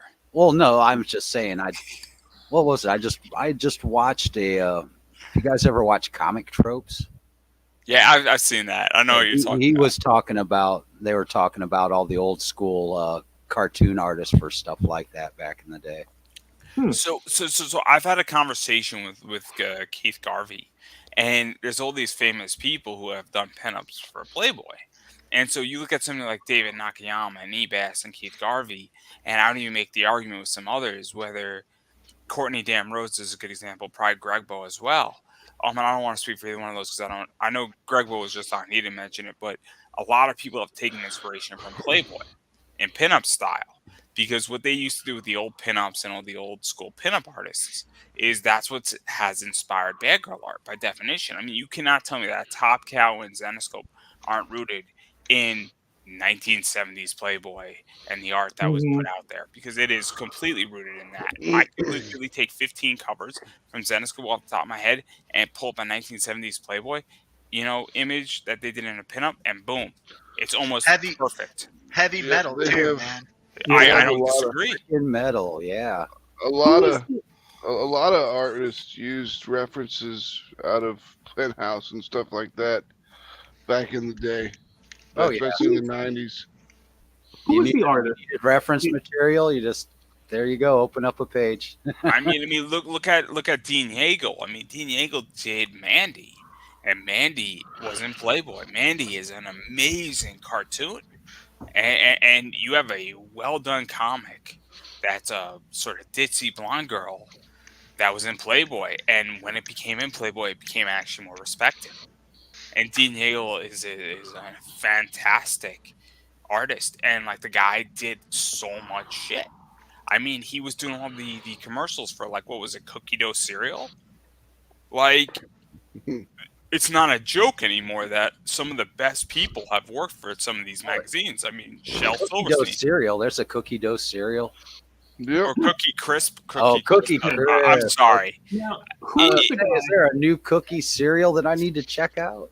I thought it was cookie dough. You know, my brain was slipping. My bad. Cookie Crisp. Who's the guy recently? Speaking of the tracing porn, that did that for the Ultimate Fantastic Four. It's like his thing. I cannot remember his name to save the life of me. Who? I remember what you're talking about. Yeah, like he would find pictures of porn and use them as his tracing material. Yeah. I mean, this I could tell you for a fact that this was taken from a lot of positions, but this was slightly inspired out of a porn star. So, I mean, I'm not here to pretend, and I might be doing a porn star comic cover at some point. So, I'm interested in making money. You got to do a comic first, Andy. Yeah, you got to get me something here.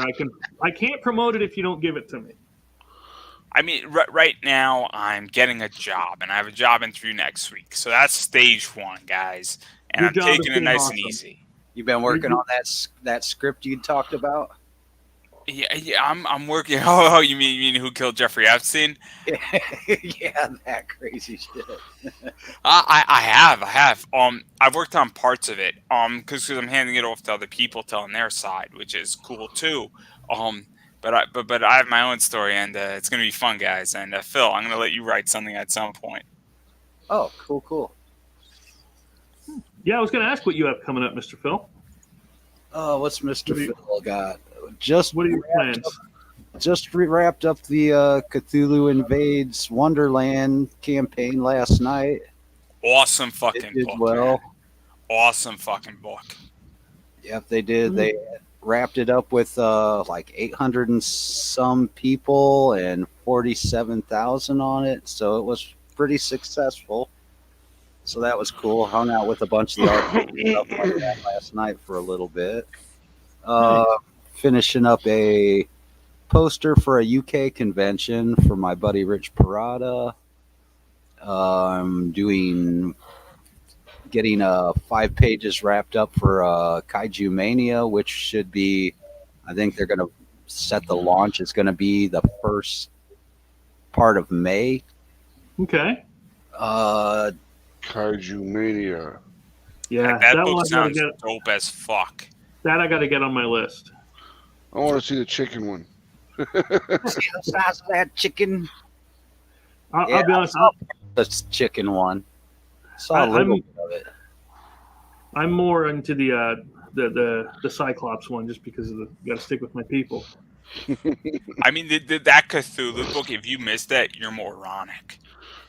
Oz was great, and I can't say enough good things about that. This book looks even better than Oz, and that's nothing taken away from Oz, but this is going to be an amazing book. And I didn't even look at all the updates or anything like that, so I have no idea what the stretch goals are, anything like that. I don't care, because I'm just super stoked to, you know, pick up the book. And Got lots. I'm waiting for Max to. You okay, Max? Yeah. All right.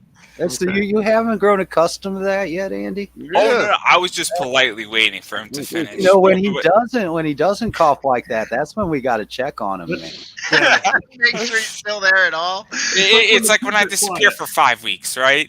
You know, yeah. Well, we were just dead set. You were in a basement somewhere, man. I'm telling I mean, you. Phil saw me because Phil was on a stream where I was doing Cardboard things. cutout. Yeah. Cardboard. It was a cardboard cutout. You guys should just create a graphic of me in a blue shirt, and we would all be good. That would be awesome. We got to do that. Hey, Max. What's up? Real quick question for you. If you're doing a title logo, what size do you have people do it in? I don't actually have a specific size. I just have it do the upper thirds. Okay. Well, what are they doing? Are they doing it in vector for you or just a straight up graphic of it? It would be Yeah. a PNG probably in the end, so that I could actually put it on stuff.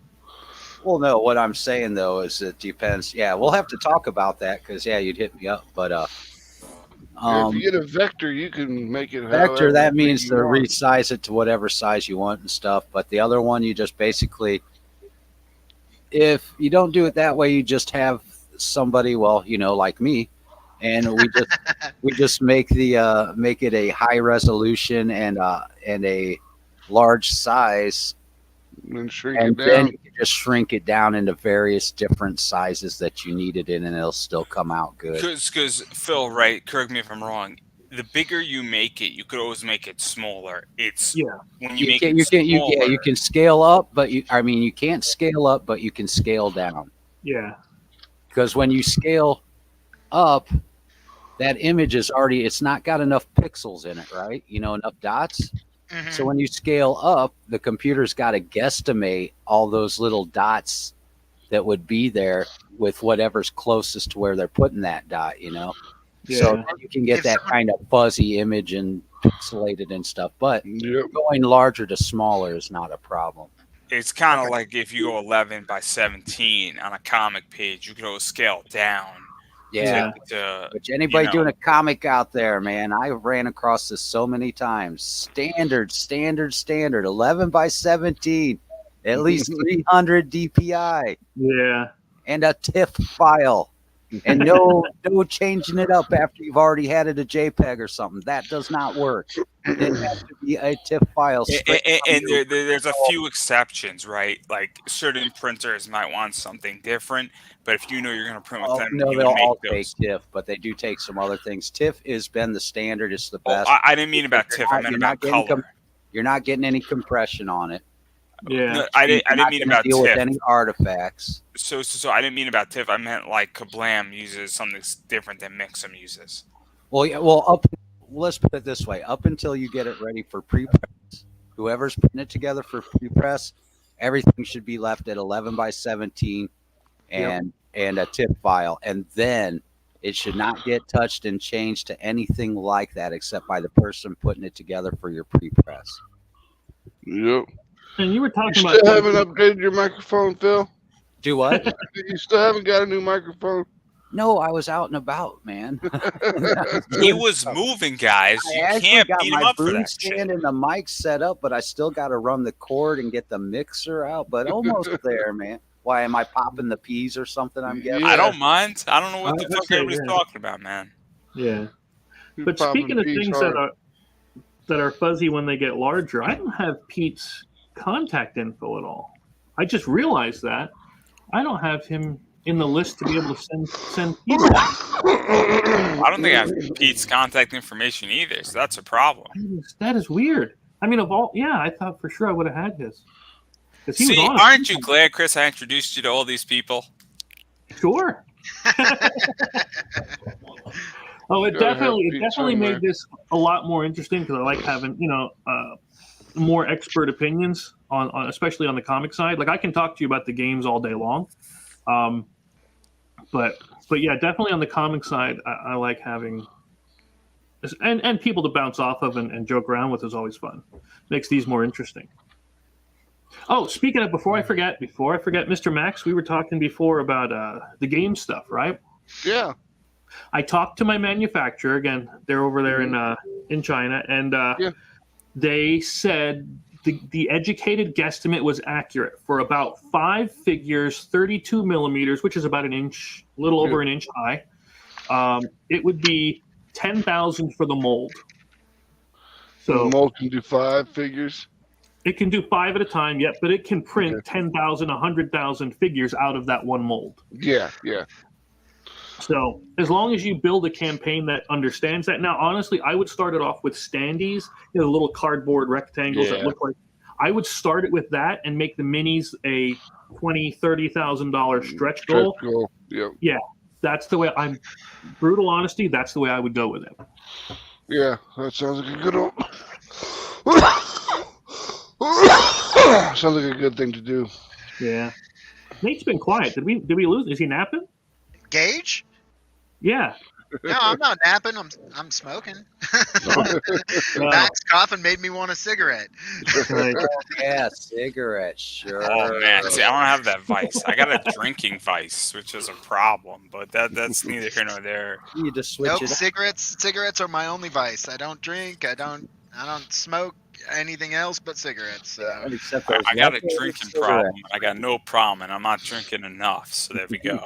Admit it, Gage. It's the left-handed cigarettes, man. it is in my left hand. I don't know what that means, but that's just because my right hand has my phone in it. Hey, let me ask Gage a question. Do you do cigars or no? So Gage, do you light up a cigar every once in a while or no? I've Yeah. had a cigar from time to time, but they're not my favorite. Yeah, yeah, dog turds. I don't know. See, I like a cigar and a whiskey, and like I'm not a good boy. I'm clearly not. Like I'm They not a look and smoker. smell- They So look my and brother B is really into cigars, and so every now and then he shows up with one, and I'll sit around and smoke a cigar with him. So I can't do them. They look and smell like dog turds. Right. Yeah, I was never a big fan of the cigars myself. I used to smoke heavy. I quit about 11 years back. But yeah. The only Yeah, thing like, I'll I'm smoke so outside weird. of a cigarette would be a clove. I like cloves every now and then, like you would with a cigar. The old goth chick cigarette. No, Yeah. Oh shit! I was smoking those before goths were around, man. I remember my first cigar was a Philly Titan. That was a mistake. Oh Oh, man, I am so indoctrinated into wrestling that I got some American Rebels, and I enjoyed that shit. And like it's Kat Kazarian and Cody Rhodes' cigar company. I'll And- send you over a Philly, Andy, man. a Philly blunt. I mean, I'll put it this Love way, them for right? $1. So I'll smoke a cigar every 3 or 4 months, and I'll enjoy my whiskey. Me and my friends get together. We'll light up a cigar. We'll all smoke it. It'll be great. I'm sitting on my parents' deck, and we're all just drinking like some Jack Daniels. No, like neat, and it's great. And we're all just bullshitting about nothing important. And half the time, we don't know what the fuck we're talking about, and it's wonderful. And it's just one of those things that like just like it's like a guy thing. I don't know how to explain it. We used to sit on my parents' back porch and drink tequila. Yeah. Yeah, see, And then it would one go time- shit that way, man. We Like were I drinking want to have civil mezcal. decency, Max. In my We were house. drinking. Kill We you were need- drinking.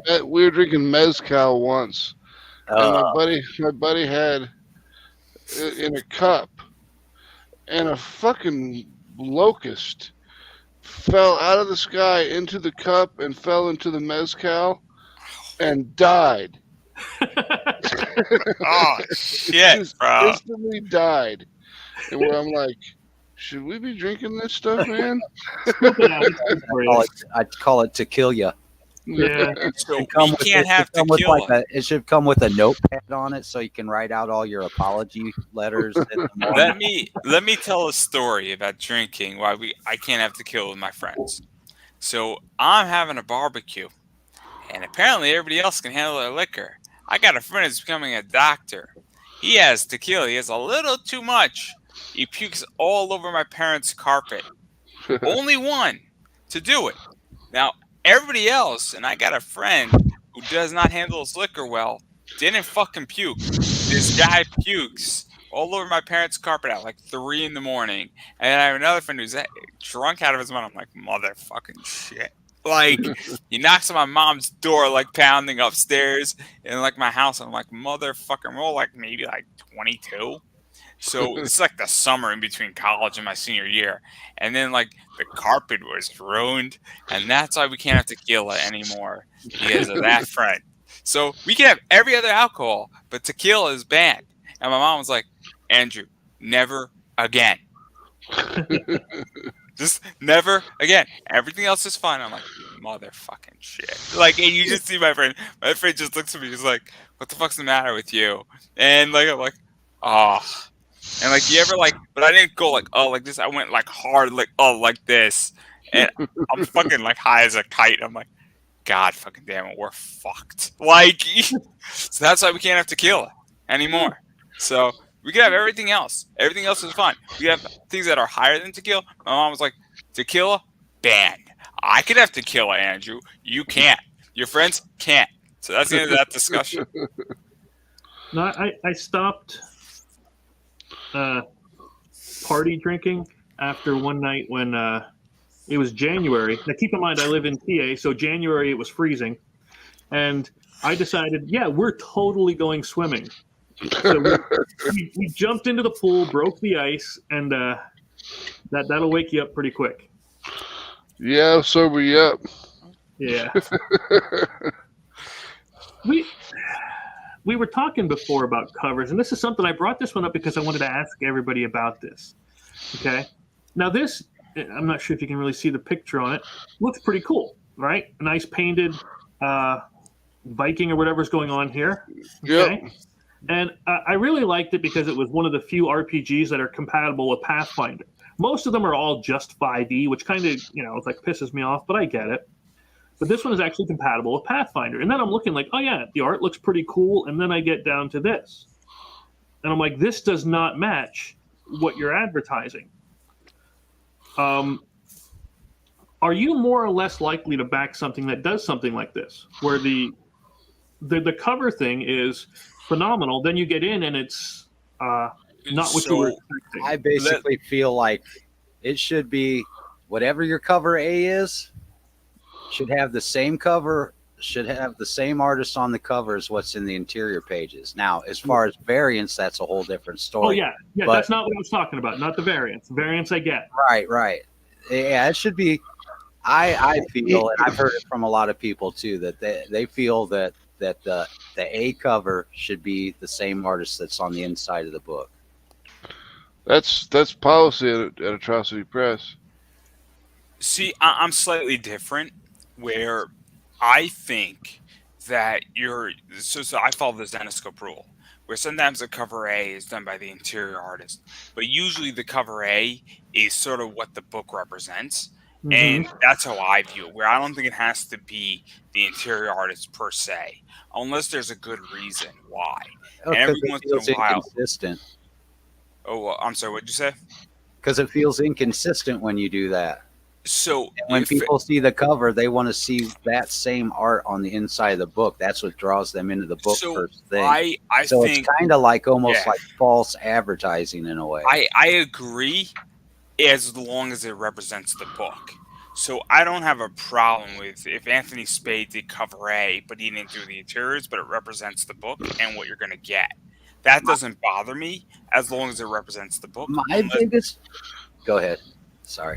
Unless there's a good reason. So, if you did something monumental, like it's Spider-Man 700 and J. Scott Campbell did the first cover ever, and you want to pay tribute, and that's the cover A, because Marvel is saying thank you for trusting us, and they are going down that route, I don't have a problem if that's what they're doing, but there are very few circumstances. But what Zenescope does is that then they have a cover B, C, and D, and those are your fun books without variants. Well, you say, representing what's inside. Half the time, that's not even true anymore now, over half the time, which I'd like to see a trend start where people stop having their cover just as static images or pinups and actually action go. You know how they used to have action on the cover of what was inside the story? Maybe even a word bubble or two. And we've kind of been missing that a lot, I think. Hey, man. Phil, have you checked out Godslayers, man? Because we got an action cover. but Phil, I'm going to throw it to you because Zenescope cover A's do that. And that's what I like about Zenescope is that the cover A's really hit that mark. But you guys have noticed, though, that like probably 90% of the time it's usually just a static pinup image anymore? Yeah, because they're getting... Yeah, they're not getting people anymore that are good at sequential art or telling a story. They're getting the cheaper people off of Tumblr. Well, and take into account, like you can't argue that the hot girl covers sell. Well, they do. You can have hot girl. Look, you can have that, but she could be like punching Cover a C. fist through a demon's face or something. You Yeah. know, I mean, they I'll can still. throw an argument out at everybody. So Cowboy Bebop cover 1 came out. You know who did cover A for that? Art Gem. That to me is a signifier of saying, as Titan Comics, we're coming out swinging. So for me, that's saying we believe in this project and we're willing to drop like 2 G's on Art Gem for cover A. So I think in certain circumstances there are clout and saying, hey, we believe in what we're doing here. And when Titan came out with that Art Gem cover, I'm like, man, I'm in. You guys won me over because you believe that you're willing to drop $2 to $3 grand on a cover, which is really pricey when you think about it. Yeah, So- that's a lot of money. Yeah. And look, I get it. You know, for indie, it's a little bit different than mainstream, but it's trust. So when I look at a company that is willing to drop, saying, "Hey, we'll hire Adam Hughes for cover A," and it doesn't necessarily represent what's in the book, but I know how much it costs to produce something like that. I'm like, well, there's now saying, "Hey, we're confident in what we're doing." I mean, if Sonic the Hedgehog, which the movie just came out, I was speaking with somebody last night about that. Like, if they came out and they bought an artist for $5 grand, I'm like, well, you guys really believe in this. How can I challenge you? And so that's what I mean by certain circumstances. But I agree 90% of the time. So I'm going to push back against myself and say I agree with Phil 90% of the time. Because I really like I said, the Godslayers cover 1. I've said it like 100,000 times that that was my favorite cover of his. So, but yeah, again, the variant covers were notwithstanding. That's what I was meaning about, like the cover A, as we said. Right.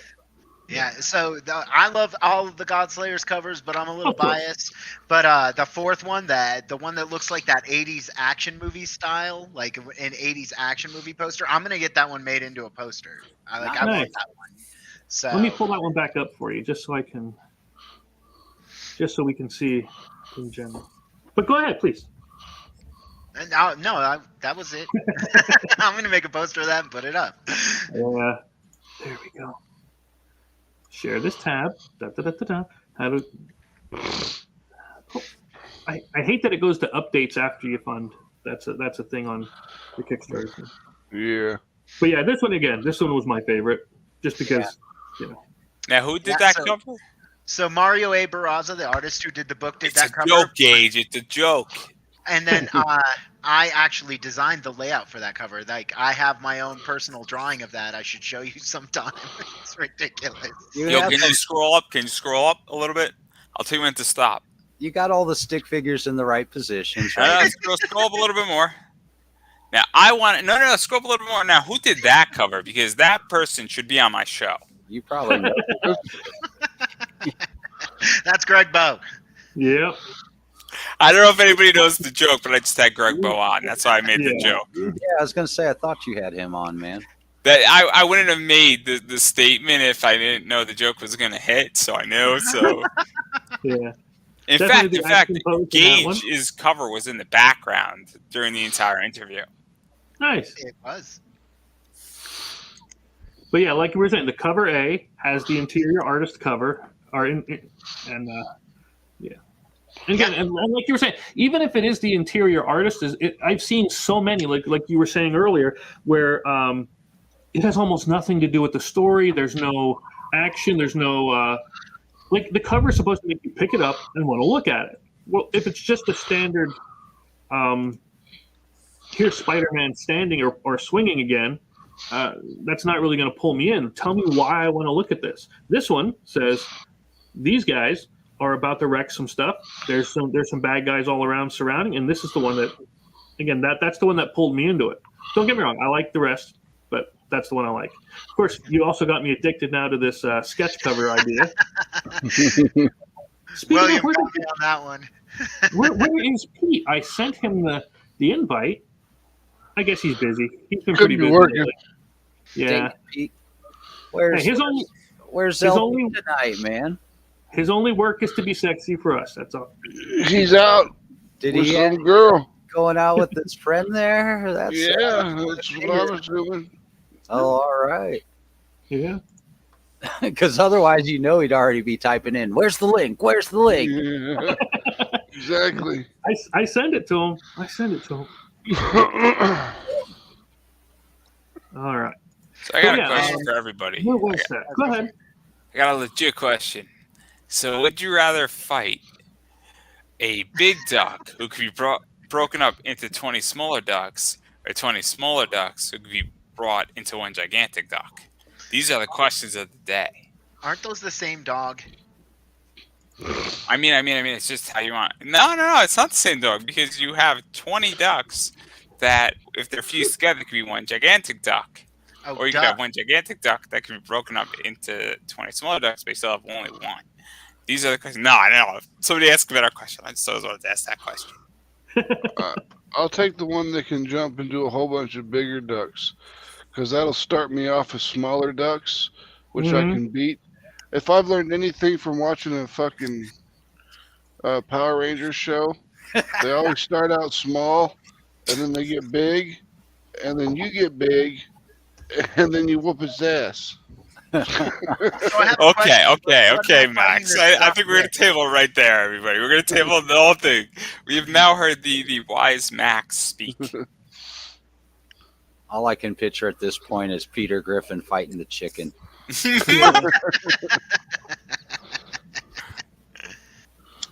Want to hear a crazy fact about Family Guy? Does anybody know that Seth MacFarlane got so drunk that he was supposed to be on the plane that was supposed to hit the Twin Towers on 9/11, Yeah. but he got completely fucked up that he missed his flight, and that is mind-boggling to me. Have any of you ever heard that guy sing? That guy's got a crazy singing voice. Oh, yeah, he does the crooner thing. Yeah. He's in the movie Sing, if you want to. No, I didn't know that.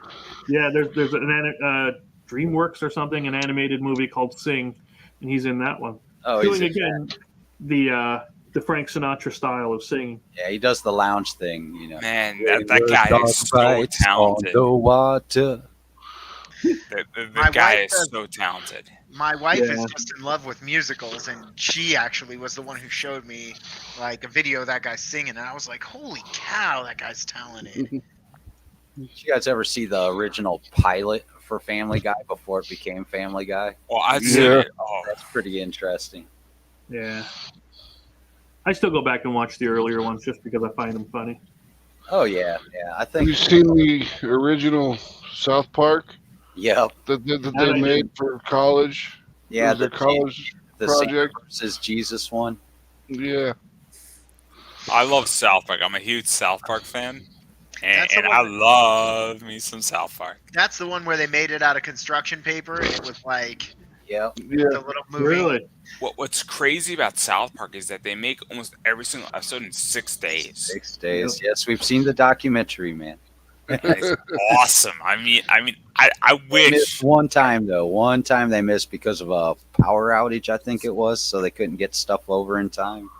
Yeah. I don't know how they do it, but my favorite thing that both the creators have done is that they showed up at, like, I think either the Grammys or the Oscars in wedding dresses. Yeah, Oh, brilliant! Oh, brilliant! Fucking brilliant! Oh, they used to do all kinds of stuff. Like they go to a restaurant and troll other celebrities and stuff. They were on acid when they did that. Yeah. Now, let me ask the question: what's the best thing or the worst thing about going to the Oscars on acid? I've never been to the Oscars. It's coming off of acid. That's the worst thing about it. I said I've never done either of those things. I haven't done it either. I've never done both at the same time. Well, we all have a goal now, don't we? That's it. We're all going to do acid, and we're all going to win an Oscar. Clearly. Who wants to go to the Oscars next year? On your next campaign, that stretch goal will be the 1 million stretch goal for us all to get tickets and acid to go out to the Oscars. Watch this, and let this mark the point. One of us is going to run a campaign that's going to cross $1 million mark in the next 3 years. One of us is going to do it, and just watch. Just watch. You'll be like, motherfucker, we got to do it now. God damn it! It's live on a show. Fuck. We need to put that on a couple of campaigns just for the fun of it. It'll Let me be call my like, cousin You don't for the think I'm gonna answer. not do it? Are you crazy? Absolutely. That's stretch goal number one. I mean, if someone wants to put $1 million, me, Chris, Gage, Max, and Phil are going to the Oscars high on acid. We don't know how we're gonna get there, but we're doing it. Uber. Yep. Oh, Sam's gonna join us. Sam's gonna join I'll us. have No to step question. up No choice. my voice acting, and get some good gigs in. Maybe I can get one, man. I mean, with Phil's connections, my connections, Max, you must know somebody. Gage, I mean, you're coming along for the ride, and Chris, this is your show, so of course you're included. And Sam, if we don't invite him, we'll kill us all. So clearly, Right. why not make him join us so we're not dead? So that's how we're gonna run this. There we go. Alrighty, fellas. It's about 10 o'clock. I just wanted to hop on, say hi, and get I ready to go to appreciate you bed. coming in. No problem. It was nice dropping by. You I'll too, catch man. Take care of yourself, later. Max. You better. Peace. I'll see you Monday, Max. I'll see you Monday. I'll be there. No, I don't know what show I'm gonna see you on. See, that's the issue. Well, if There's you two come to- shows on come to- Monday. I might be doing double duty. Yeah, you need to come Double to the Larry's pay, show, guys. 'cause- Double the pay. Come on to Larry's show because Hart Fisher should be on there. All right. What is? Hart Fisher should be on Larry's show. Oh, I'll be there. I'll be there because I'm a huge Hart fan. That was a fun interview, man. That he's a was cool a guy. great interview. Yep, he's a fun dude. All right, talk to you guys later. All right, See you, peace bud. out, We're dude. going, Max. So here's something I wanted to ask, and this is honestly something I've always been curious about. How do you ensure proper dialogue when you're writing? Like, 'cause I'm sure you've read stuff that just sounds written more than it sounds like somebody would actually talk. Well, yeah, because they're not bringing themselves. Whoever's writing isn't good at figuring out different dialects or Voices. what's the term for it? Slang for an area. You Mhm. know, if you're doing Brooklyn, you gotta do like the Brooklyn accent. And stuff like that, man. Yeah, there are some editors that are strictly just dialogue editors, man, to help get the dialogue moving. Yeah. I mean, to hear the flow of it, I just read it out loud. Mm-hmm. Yeah. That If it helps feels a lot. unnatural saying it, you're like, I need to fix it somehow. Yeah, because conjunctions or oh my gosh, what is the word I'm looking for? Not conjunctions, but Junction. but like if you say do not or cannot a lot too often and you don't, why can I not think of the terminology? It doesn't sound So natural. we don't write the same way we speak. Right. Yeah. So we don't speak grammatically correct. But by definition, if you look at an interview that I write, and I'm very honest about this, you'll see a bunch of bad grammar in that. But I also understand that if I ask a question a certain way that is not grammatically correct, and I used to have my mom look at this, and she didn't understand what I was saying, and how do you feel about this? It's like, you shouldn't use the word and. I'm like, Mom, you don't understand that I have to transition because I'm writing this not for it to be published, but as a notation. Yeah. So when I'm doing an interview, and so somebody will say, hey, and somebody say, and so I created this comic as A, B, C, and D. And so I'm like, and how did that really affect you? Because there's a lot of political whatever there's going on. Or what was it like? And sometimes in life there's pushback. How did you feel about that? That's not a grammatically correct sentence. But when we speak, right now, if we were to transcribe this entire conversation, the amount of grammatical errors that have incurred would be off the fucking charts by definition. So that's something that I think people forget, is that when you're writing dialogue in a comic, a lot of times it's not going to be grammatically correct. Now, And you can't misspell a word per se unless that's intentional, which could very well be. And that's the other thing too, is that you might have people speaking in a certain way, but with comics, when I read a comic book, what makes comics different than a novel and a movie. In a movie, if somebody has a Brooklyn accent, you're going to hear it, right? In a novel, you can interpret some of that, and in a comic book, you have complete interpretation. So let's just say it took place in Brooklyn, character grew up in Brooklyn, he's wearing a Brooklyn beanie, and he's carrying a baseball bat, and he's clearly the story's about a guy beating the shit out of somebody on a block in Brooklyn. You know, I have a lot of interpretation. So when you're writing dialogue, it is very tricky in comics because as a reader, you have a lot of interpretation, more so than in any other medium. Mhm. What I personally, again, that this is just my style, I like to do is I like to, when I'm reading my dialogue, I'll play it out as a movie in the head, as if I'm watching their story. And if I find anything that doesn't sound right, I'm like, oh, this must not be the right cut. So I'll go back and I'll, like you said, I'll rework it until it sounds right. It doesn't have to be grammatically correct. I don't want Jay from Jay and Silent Bob to sound like an English professor reading a dissertation. I Right. want him to sound from Jersey. You know? Yeah, I'm writing a script right now on a book, and I have a superhero called Capitalist. And Capitalist speaks a certain way.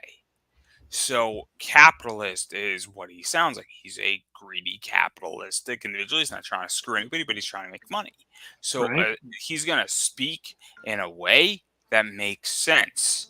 Now, I'm not saying who he's modeled after, that you could think of whoever you want to think of when you think about it, but he speaks like a businessman, but he also speaks at an 8th grade level, right?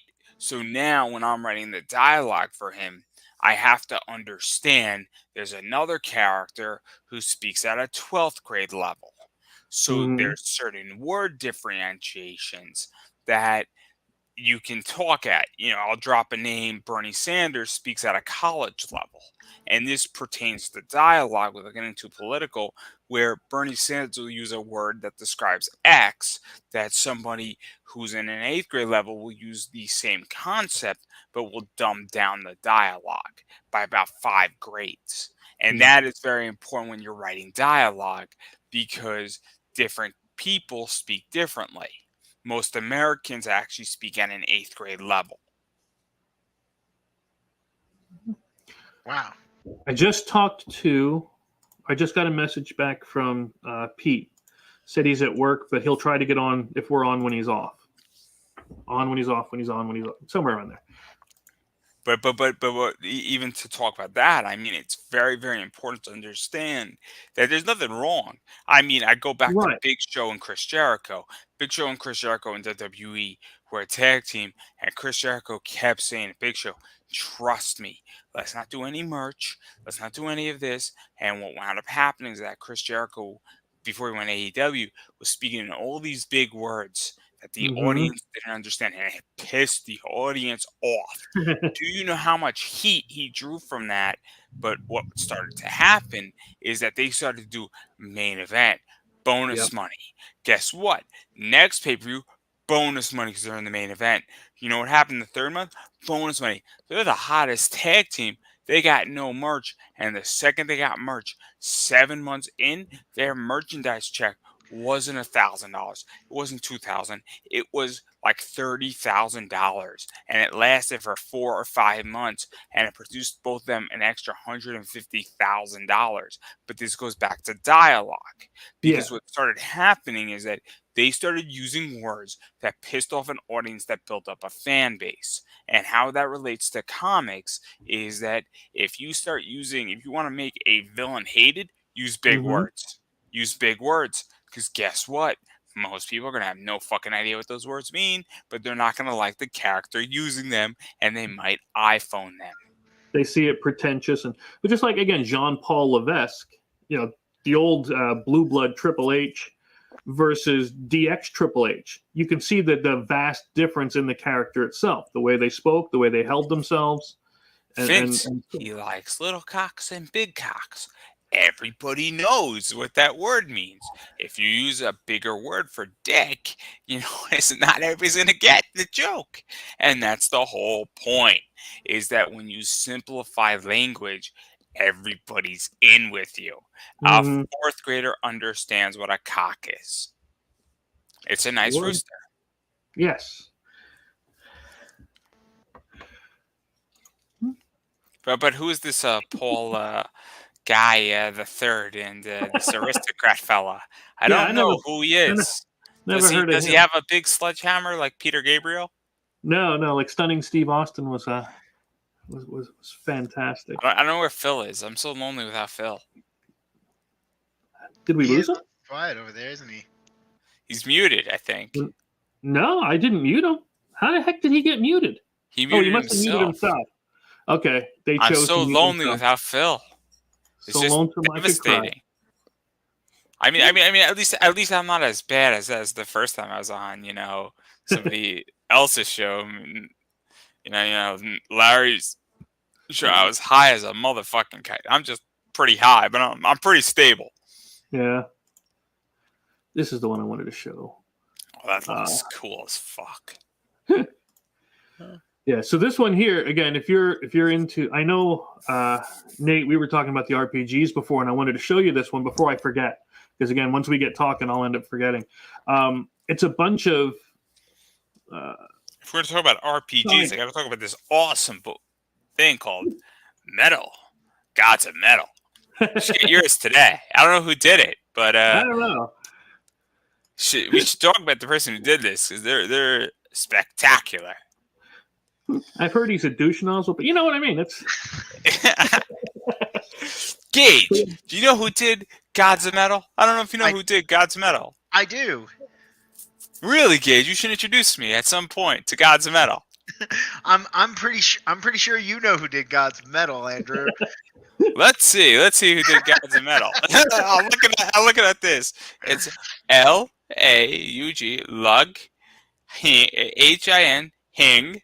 So let's put this together. Laughing. Okay. We got one word here. We're doing all right here. And then Ro J Rogue You Eek. So laughing rook. Clearly, I don't know who the fuck that is. I'm not doing well here. Special. We should try this a different way. We should try this with some District Z Cult. Yeah, if you like choose your own adventure books, that's a good one. Yeah. Now, I don't know why you're speaking about this, Chris, because we're still trying to figure out who did this RPG. Fully wrapped, guys. Fully wrapped. Fully wrapped, sealed in the box. Now, this same person did this character, Balthury, and she looks mighty fine. Just look at that right there. You cannot complain here, guys. You cannot complain. And what would it be without something like this here? You know. I'm just saying. Look at that mighty fine, handsome fella.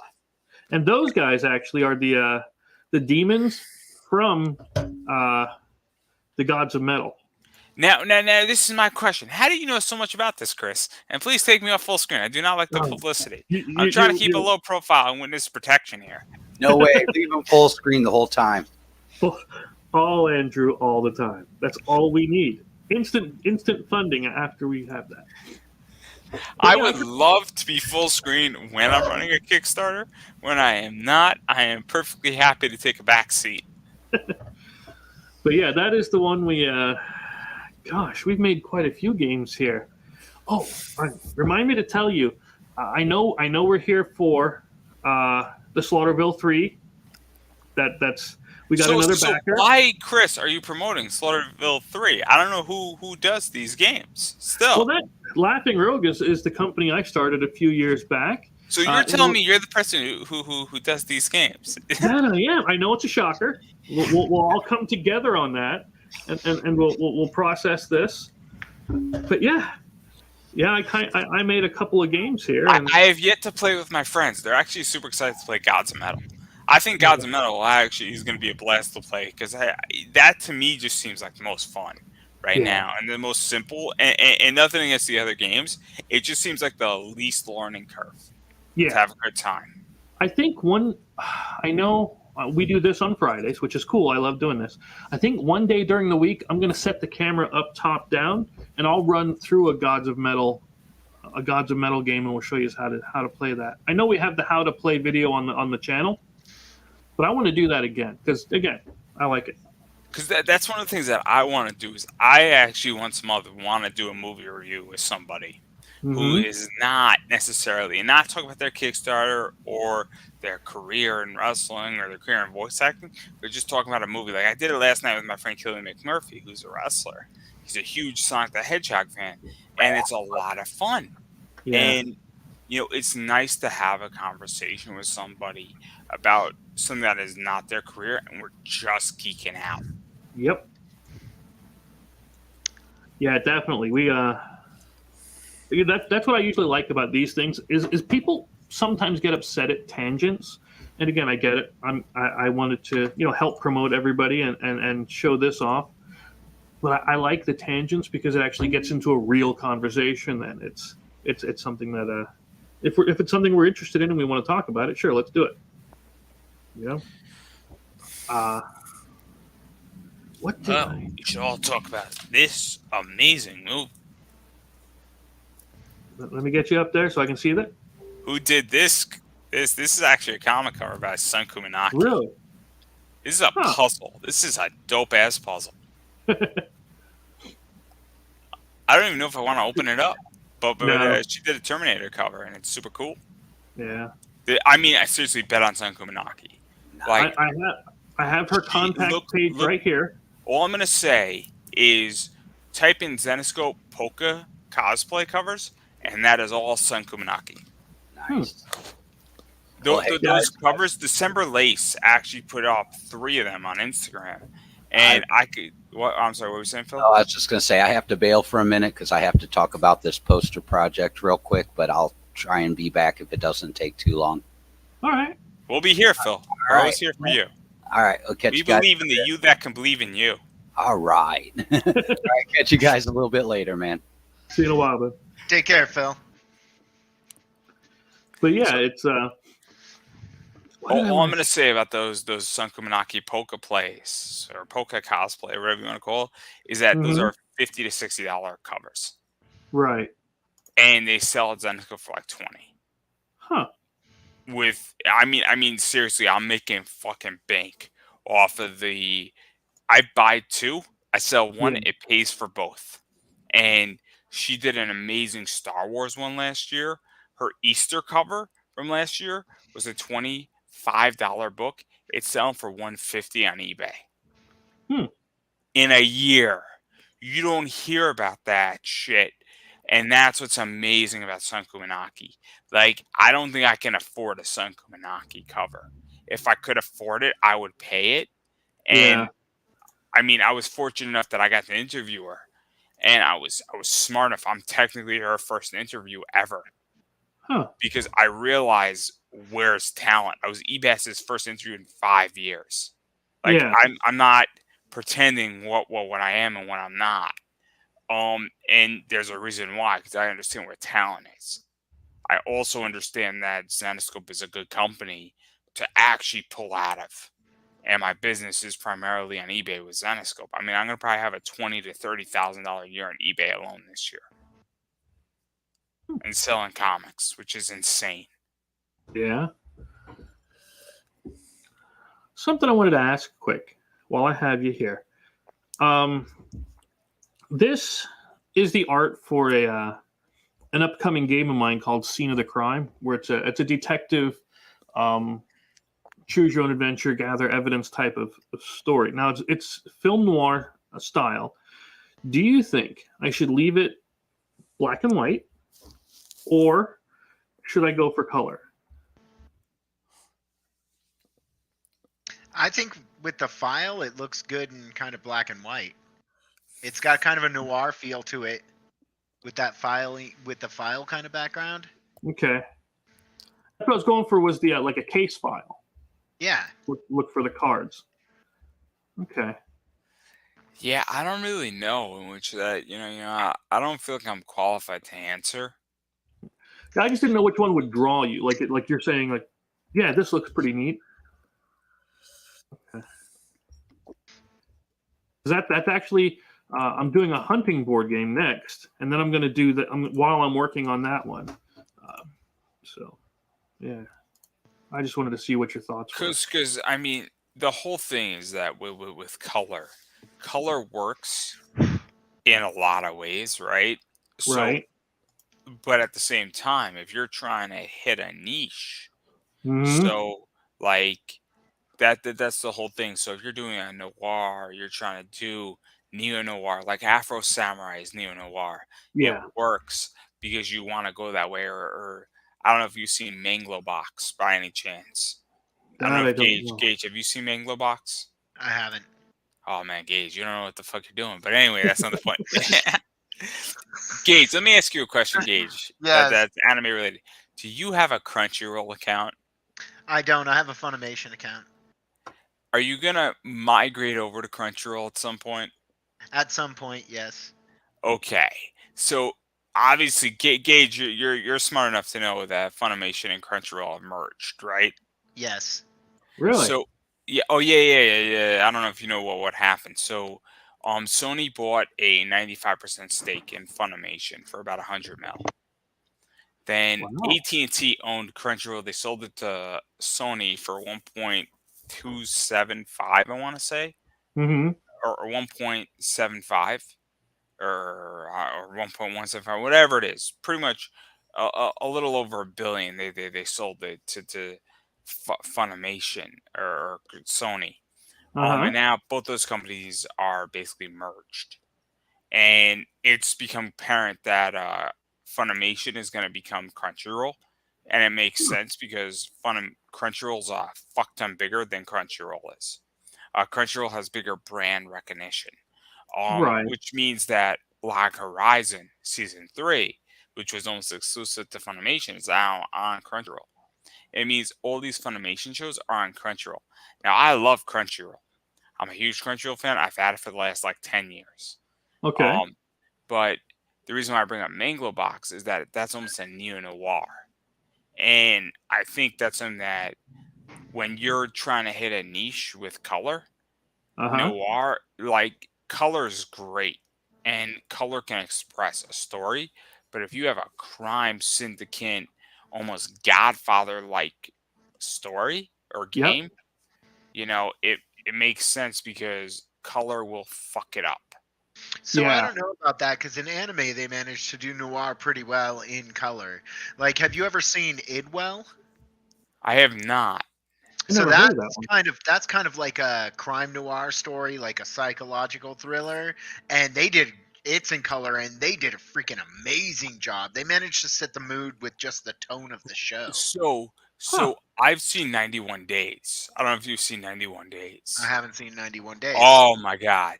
91 Days is almost the perfect anime. There is no wasted motion. Now, Gage, let me ask you a question because you're an anime fan, right? Yes. Do you hate recap episodes? It depends on You how mean because often of it's Dragon done. Ball? Okay. yeah. I'm gonna throw you a concept. 91 Days has 14 episodes, including a 7.5 recap episode. What is your initial take on that? So say that again. I didn't really understand it. There's 14 episodes in 91 Days. There are an OVA episode, which is episode 14, which sort of just is a fun, sort of gives a little bit of a prequel, kind of a fun episode. It helps the story, but it's not relevant to the story. It's almost like a bonus, right? But then there is a recap episode where it's at 7.5. How do you feel about a 7.5 episode in a 14 animated series? So was 7 episodes the first season, or 7 episodes, and then you have 7.5, and then you have episode 8. so understand that a lot of okay. those 0.5 episodes usually fall between seasons. So if they No, only it was one season. It was one it was season. one season. And 7.5 came out when they took like a 2-week break. That's a little weird, but Okay, let me explain to you about 91 Days. In those 7 episodes, there's 0 wasted motion. 0. So you need the 7.5 episode because the amount and the intensity of the show is that recap episode. you're like, holy fucking shit.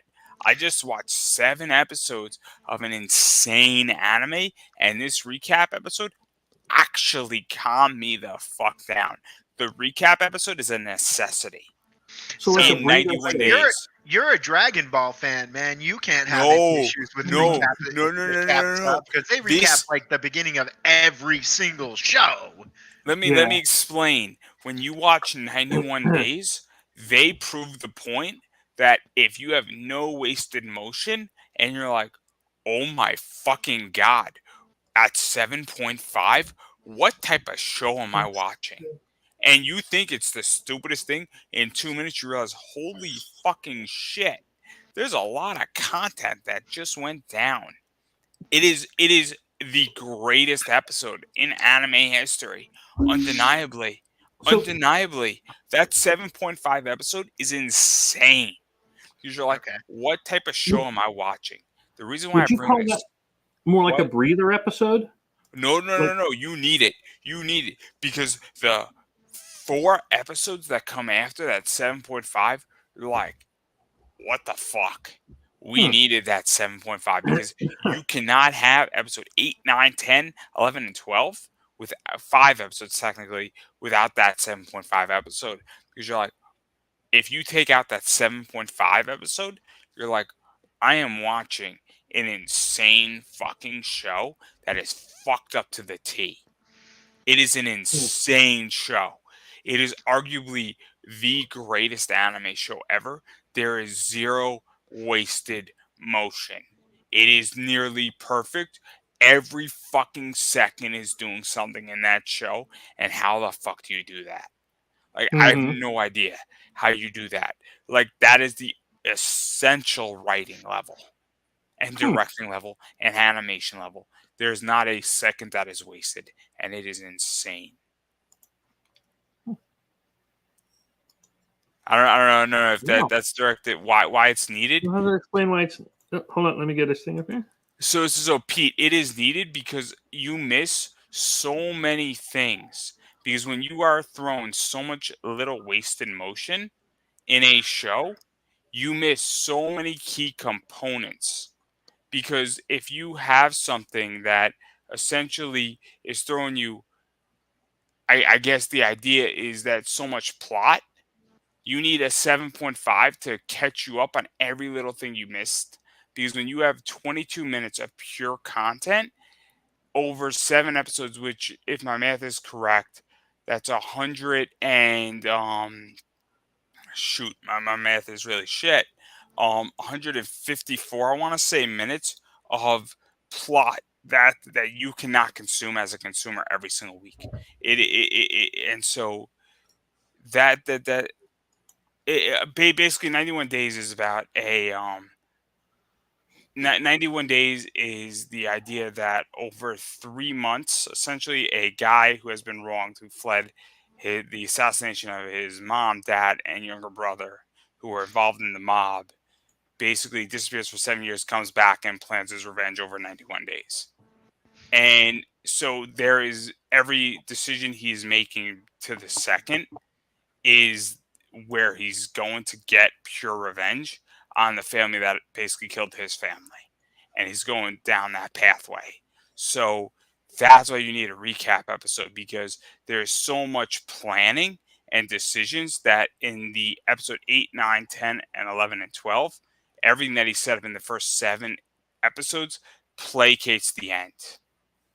And without that recap, you cannot, I mean, you can understand it, but it just gets it to the point where you're like, oh man, I missed point A, B, C, D, and E, and F, G, and it sort of sets up the end. And that's what the 7.5 does in a very, very conducive way, because you miss points, because you cannot consume that much positioning when you have such a tight plot. Damn.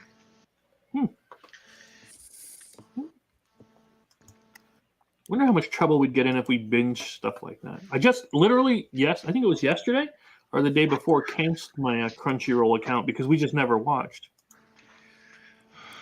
It's a time thing. I just It's don't like have time. Odd Taxi, and Odd Taxi is another one, but you can't talk about Odd Taxi, because if you talk about Odd Taxi, You cannot talk about episode 11 and 12 of Odd Taxi without ruining the entire series.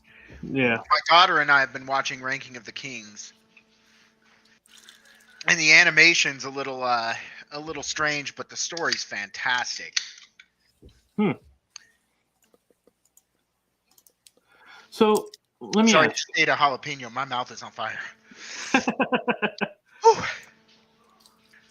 If you were to narrow it down, okay, you can only see one style for the rest of your life. What's your favorite genre? Cinematic wrestling. Like Ready to Rumble? More like Undertaker versus AJ Styles. Yeah. So that's one of the reasons why I quit wrestling is because a lot of it like Chris, I remember the Undertaker Stephanie storyline, and you didn't have that anymore. Chris, I'm gonna be very honest with you. You weren't a good wrestler. So hold on. Games is a pretty broad subject matter, man. Movies and comics are a lot narrower than games. Are you talking board games? Are you talking video games? Are you talking RPG games? I like how Gage completely just dismisses the entire idea of Chris of being not a great wrestler and just moves on. I love that. I took this a very different interpretation than everybody else did, clearly. Continue, Gage. Continue. No, anything. Yeah, I just want to know what your favorite genre type is. Because if I had to only keep one, well, you originally said you only get one: movies, comics, or games. I have to choose games because it's the broadest one to pick from. And most. I'm sorry. I must have. Maybe I didn't format that question correctly. I don't mean which medium. You could pick, like, you can still have movies, comics, and games, right? Any kind of game you want. But I just what mean, like, Chris the genre. means is that you want horror, action, do you want horror, do you fantasy? want Isaki, do you want, I don't even know what that is. An Isaki or Isaki, or I'm sure somebody can. Isekai. You're talking Isekai, about thank you. Into Another World stuff. Oh, okay. So Isekai is usually when you're transported. So if you're on Earth, you're transported into like an RPG world, but you have your Earth mentality. That's what Isekai is. Oh no, one genre, dude. Like, that's crazy. Because I mean, the futuristic, like, Rift style stuff is awesome, but fantasy is I couldn't live without my fantasy stuff. So I'd have to say fantasy. But I'm not a big fan of, like, I'm a little weird. I'm not a big fan of fantasy movies, but I love fantasy RPGs. I think, like, Stardust was a great movie, and that's a fantasy movie. And I'm probably going to get burned at the stake for this, but, like, I'm not a huge fan of Lord of the Rings. So let me ask you a question then. What is Star Trek? So Star Trek sci-fi. Yeah. So because this is where I have the question, is that what is this is why I have an issue with the question a little bit, because what is Game of Thrones? Because I'm sorry, what were you saying? It's fantasy. Right. So I go to the whole point is that if you're stuck with one genre, well, Lord of the Rings is fantasy, right? Yeah. And so is Game of Thrones. Yes. So what is Terry Pratchett's Discworld? What is that series called? I don't know what that is. Discworld is definitely a fantasy series. Right. So I go to the idea that, you know, at what point what becomes fantasy? What does it become with sci-fi? Because what is Dark Tower? What is Eye of the World? So Dark Tower. So did you see that movie? Did you actually get to watch that, Chris? Sorry, no, I've been so swamped I haven't. Okay. I didn't see Dark Tower. I read the book. Okay, so did you read the book or all 7 books? I read the first one. Okay. Oh wow. Dang. So you just got into, like, Roland of Gilead in the Dark Tower, Stephen King. Right. I am not a fan of Stephen King's writing generally, but Roland of Gilead falls into the category of being one of my favorite literary characters. And I'm actually listening to the audiobooks of the Dark Tower series right now, but I've actually, like, read the books too. I love that series. I mean, for me, that still falls under fantasy. Because I asked the question, and this is where it gets complicated. Hey, He Who Fights Monsters. That's another series I read right there. Oh yeah. Yep, I listen to those on audiobooks. You were talking about. I brought this one up because you were talking about the people transported into other worlds thing. If you've Yeah. never read Critical Failures, it is hilarious. It is a So- funny. Yeah, what were we saying? I'm sorry. No, it's just a funny take on these guys were playing an RPG. They got a new GM coming in who is over the top into it, and they start making an ass out of him. Well, he gets pissed off, and it rolls these dice, and it takes them into the RPG world. They call it Caverns and Creatures instead of Dungeons and Dragons. I would Because- highly recommend it. That reminds I me of don't the know. old D&D cartoon that they did. Yeah, So, but this is a lot more dirty and adulty. let me ask a question, because one of my favorite books is Ready Player One. And I don't know where we put Ready Player One. In sci-fi. See, So is it in sci-fi, or is it in fantasy, or is it in pop culture? And No, I that's the think whole. that thing drops right in sci-fi, man. That's science fiction all the way. But that's the whole thing. Where at what point do we put something in sci-fi, and where do we put something in fantasy? Where do we put something in? It's easy to draw lines with what is realism, right? Or what I is mean- dirty realism. In Well, all here's the thing. technicality, anything that's made up is all fantasy if you're defining the words. So But mean, my whole point is that if we have a book that we have massive world jumping, right? So I'll give an example: Assassin's Creed. Where does Right. Assassin's Creed fall in? I have no idea. I'm not familiar Because with we have Assassin's Creed. Valhalla Assassin's Creed, but then we have Assassin's Creed just as a traditional. So now we have a genre that has jumped, right? So that's the point I'm getting at. Where I tend to agree that I think Ready Player One is more sci-fi than fantasy. I think you can make the argument that it's 10% fantasy, maybe 15, but it's mostly sci-fi. And so that's where this gets complicated. Now I'm a dirty realism guy. So when Bukowski is talking about, dirty realism, that's what he wrote mostly about. It's crystal clear because he's staying in one generation. But at the same time, I get massively confused when we have genres that jump. Yeah, I here's the thing though. We look at things from like Star Trek. They were carrying around these highly advanced devices that could communicate with the computer over wireless, and we have those now.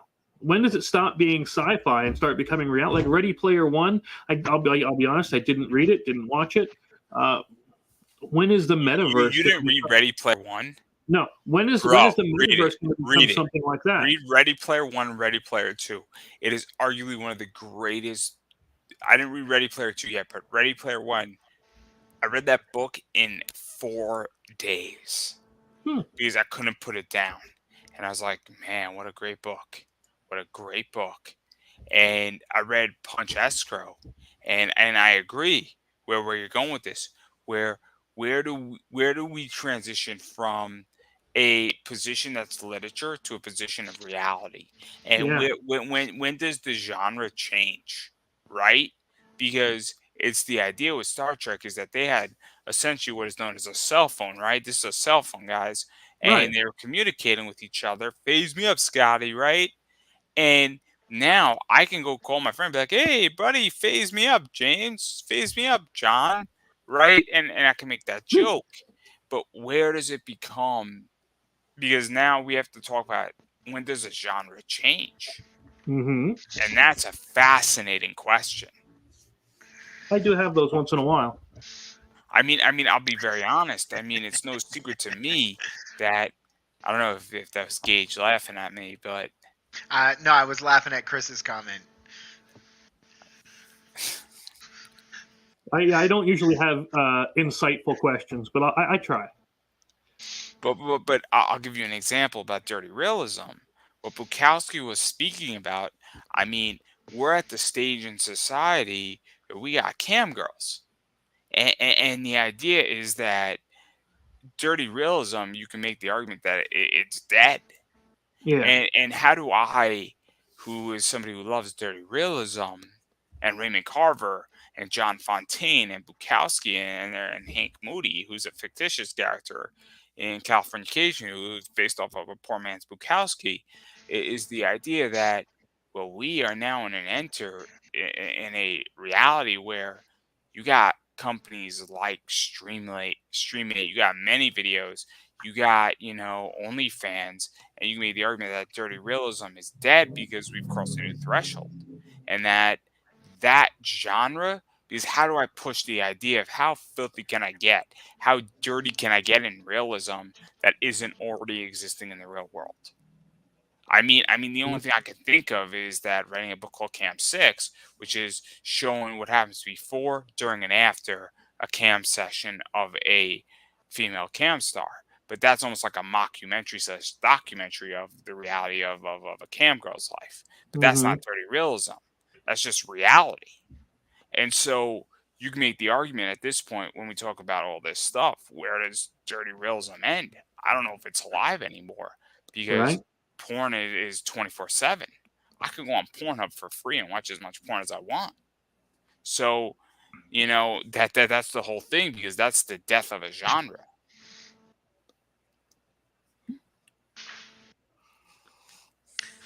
Yeah. That is something to think about. And look, No, I I get mean, Bukowski's writing. I don't know if you've read Charles Bukowski, either one of you, No. but I've read Post Office, I read Ham on Rye, and I'm reading another book of his right now, and I think I'm reading Factorium or Women. I forget which one, what it's called. I'm in the middle of it, but it's the idea that, like, I mean, the stuff he's talking about is so raw, and it's about sex, and it's about being a man, and it's about a lot of stuff, and that stuff is very much dead. Where, because the internet has killed it, and it raises an amazing question about the idea that, like, what happens when a genre is dying? I mean, but then again, Mm-hmm. you have books like Raymond Carver, I think, wrote, "What do you talk about when you talk about love?" That's a fascinating concept. And I don't think that book is anywhere near dead, because that's a whole boatload of questions where, what do you talk about when you talk about love? Or what do you talk about when you talk about sex? And so that's a whole boatload of concepts. And if you actually understand Raymond Carver, I mean, this is something that I've actually explored, and it's fascinating when you actually dive in, both personally and externally, on the topic. But I would make the argument that dirty realism is dead, because I can't write anything goddamn filthy that would shock anybody here, or anybody who's watching, or anybody who was previously here. So how do I move the needle? And that's where I'm at. I'm trying to figure Mm-hmm. out.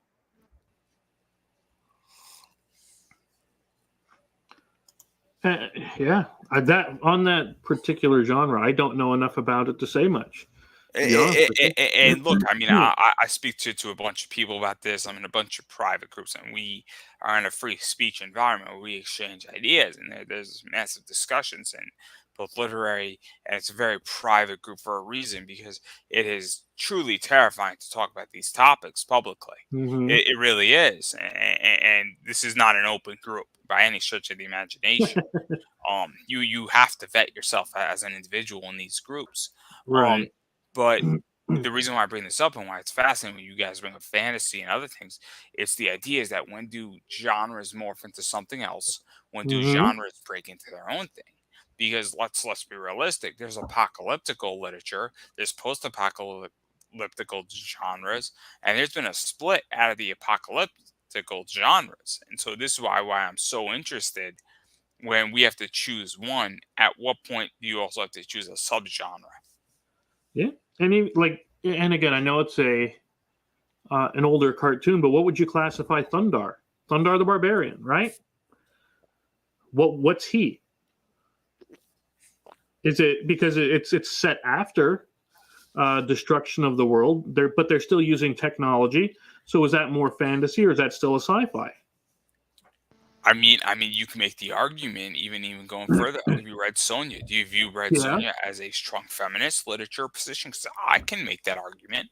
Do Sure. you view her as a barbaric, or do you view her as just fucking action? I mean, and this is where, and look, I'm purposely complicating the argument. No. There's a reason why I'm purposely complicating it, because these are great discussions. I think I agree with Ready Player One and Star Trek that it's probably more sci-fi than anything. Or you could even make the argument with Star Trek of being exploratory. You can make that argument saying, well, I classify Star Trek as exploratory, and much like Battlestar Galactica, and much like a bunch of other stuff like the Expansion versus somewhat exploratory. But then Right. again, you could say everything is exploratory because we're exploring new ideas. And like this is where I get really, really messed up in the words. And I'm not trying to, because I'm trying to actually find the core idea. Like, and also you could say, well, I like fantasy, which is Game of Thrones, but that also encompasses Middle Earth and Lord of the Rings. So Yeah. it's tricky. I mean, but Or I spoke enough today for a while. So what do you think, Gage?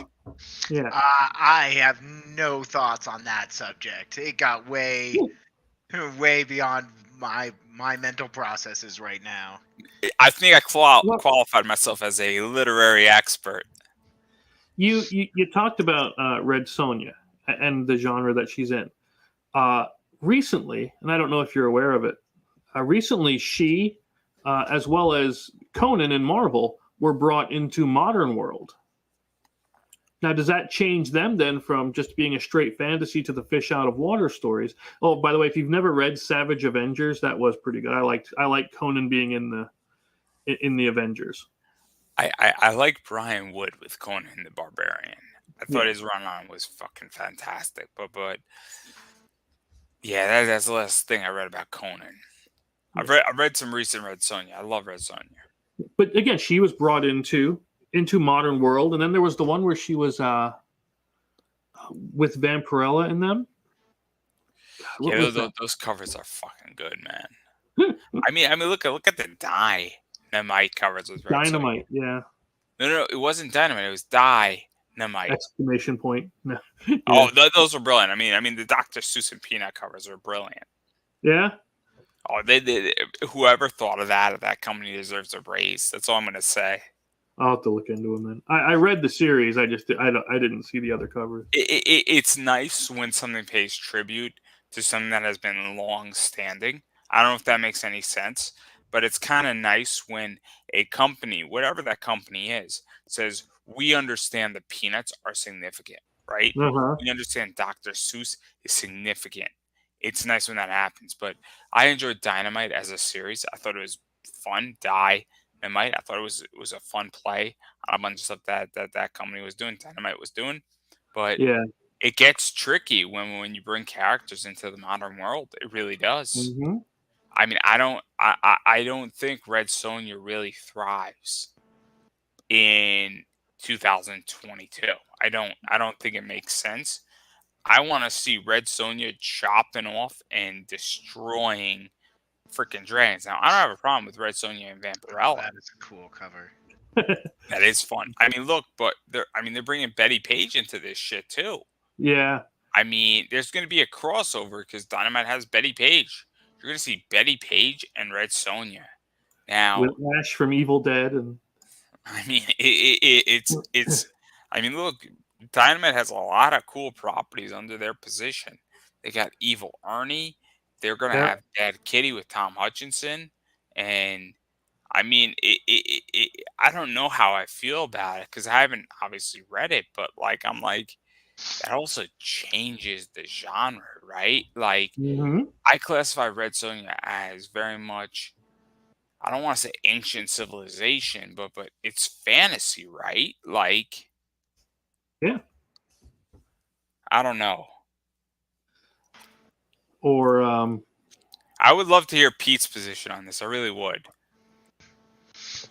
Now that is a brilliant book, what you just pulled up. Punisher kills Archie. Yep. Now, who wrote that book? That is a good question. I'm asking for a good reason. Who wrote that book? Who was a part of that book? Look it up. Okay, just give me a minute. Oh, Archie meets Punisher. These are the great questions of the day. Baton Lash, art by Stan Goldberg, John Buscema, and Tom Palmer. And who edited that book? And who greenlit it? Who is the editor on that book? Victor Gorlick is the editor. That's what I'm seeing. That's all I'm seeing. I can tell right you now. who was instrumental in that book. Huh. Tom DeFalco was very instrumental in that book. Really?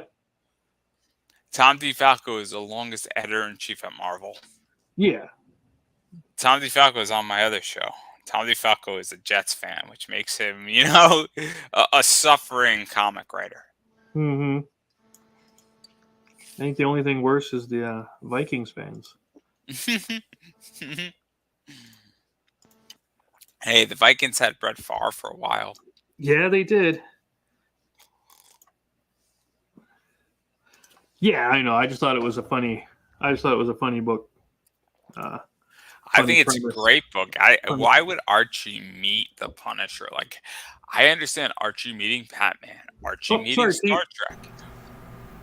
Morning. Yeah. Hey. Hey, man, how are you? I'm doing all right. How's everyone? I'm sorry. What were you saying? These are one-shots that some creative people got together and decided it'd be fun if we did this, basically for shits and giggles and to sell a couple books and the whatever. It's all it is. Nothing about nothing matters. It's just shits and giggles. It's what if we do this? Let's just do this. They're fun books. Like Archie Meets the Punisher Predator was fun. And the fact that we're still that you're talking about it right now means it works.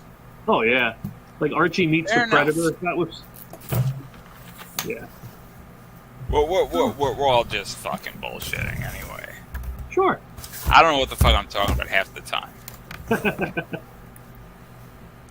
That's fair. So how are you, Pete? I'm exhausted. I just got out of work. Not sorry to bug you. I didn't mean to. No. But you had no idea. You had no idea. So it's quite wonderful and okay. I'm just winding down now, but now my dog decided that he wants to be loud and chatty. It's all right. We all have dogs. I mean, He's I have barking at everything.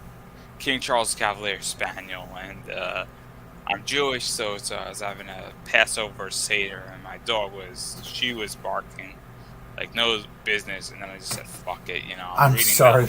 That breed sounds so pretentious. I'm sorry. It'll get more pretentious. So her mommy and daddy are like national dog champions, and she was bred out of like a litter to be like the next batch, and she was the reject, but she's fucking royal. It's I mean, she's like a fucking perfect show dog, but she wasn't good enough, so she's the reject. So this is to make it even more pretentious. Meanwhile, I got a Jack Russell Shih Tzu. Oh, that's fantastic. Yeah, I couldn't turn it down. That's fair, though. Yeah. Did Gage fall asleep? Did we scare him off? No, I'm here. Okay. He's hanging on by the skin of his teeth. Hey, I mean, his Kickstarter funded, so we can't That's right. beat him up too much. That's right. That doesn't stop you from getting beat up. I would know that. I would absolutely know that. I Kickstarter freaking A, man. 4 or 5 people, but at least Flip stopped attacking me. Thank fucking God. Fucking asshole, man.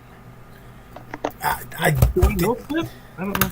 Yeah, you these guys don't, and me included, we don't know who that is, and you just called somebody an asshole on a stream that can be recorded and seen and done like that on somebody else, but you're a guest on somebody else's stream, and that's incredibly rude to do that. Whatevs. Wow. I'm trying to see what this. This is going to be one of the variant covers for the Kaiju Mania Kickstarter. It'll be the cover of my. My Cyclops guy. I like. No, he's not a Cyclops guy. I just meant the one eye thing. One robot. No, he has 2 eyes. Okay. I just haven't finished him yet. he has 2 eyes. So this will be my variant. This will be my variant cover for the. There'll be 5 covers. The original with all 4 monsters, and then each artist who drew each story gets a cover. And we will be launching in May. Well, 8th World Comics will be launching in May. I'll be along for the ride. Yeah. So. Yeah, I was checking out your con stuff that you were Yeah, posting. thank you. I'm glad to slowly but surely be getting back into it. Excuse me. So are you doing Anime NYC? Because I know the Of course I tickets am. just went on sale. Yep, I will be. The Artist Alley application hasn't come out yet, but I will be there. I have never been there, so I'll be there. I even did their online version during the quarantine. I was at the first one, and I had my Attack on Titan panel. That was a lot of fun. It's been a great show. I hit a little bit of a hiccup last year with some stuff, but that was a lot of the bigger first shows post-COVID, especially in New York with mandates and stuff like that. A little tricky, and some problems arose, and I'm being very vague and nice for a reason. So let me ask you a question, because I haven't been back since the first one. Sure. And there was definitely issues, because a lot of people who were panelists felt that they went a little too corporate, because I did my first year, and then a bunch of us said, hey, we want to do a second, come back for the second year. They're like, oh, well, we don't have space for you. And we're like, wait a second, our panels did really good last year. Like, what's going on here? And there's a lot of backlash in the panel community, but I haven't been back since. So how has the show sort of evolved? The show is fantastic. It really is. It's grown, and it's very good. It has gotten not a little, but obviously when you grow exponentially, you're going to get bigger. I don't really want to say vendors, bigger notoriety, and you're still going to bring in a bit of a commercial. You have some commercial success, and you're going to get all the things that come with it, pro and con. It is what it is. It's the nature of the beast. And they're competing in New York City, basically not with New York Comic Con, but they're competing with New York City. So their idea is to grow the show organically, but not overgrow it. Because they're obviously their goal is to take over the entire Javits Center, which they haven't yet. It's just not ready for them to take over the entire Javits Center. And to give anybody who doesn't know how big the Jacob J. Javits Center is, Andrew, I know you do because we're both local. Yeah. The Javits Center is gigantic. It is easily the size of 3 or 4 airplane hangars plus a whole cavernous downstairs. Right. I didn't when I went. I only stayed upstairs the first year. Right. Because I'm like, physically it just wasn't doable. I stayed on, I guess, level the 3 first and year level was 4. The first year was pretty small. The first year was pretty small. It was only 20,000 people, and I know people say only 20,000. It's like you remember New York Comic Con that year did 155,000 in the Javits. I honestly thought that for a new con coming out of nowhere, 20,000 is pretty damn good. Here's the thing. Here's the thing with Anime NYC and why it's been a success, and there's going to be some growing pains and blah blah blah. The ravenous demand for an anime show in New York City is massive. After New York Comic Con and ReedPop took over and then assimilated New York Anime Fest, it left a hole. There were many other satellite shows around the area. Anime Next. I know Otakon is a monster, and a couple others that are around, like Katsucon and a couple others in DC. All the stuff that's in Texas and in Florida. But there was nothing in New York City proper for it. Because the only other thing that would compete on the East Coast is really Anime Boston. Otakon's bigger.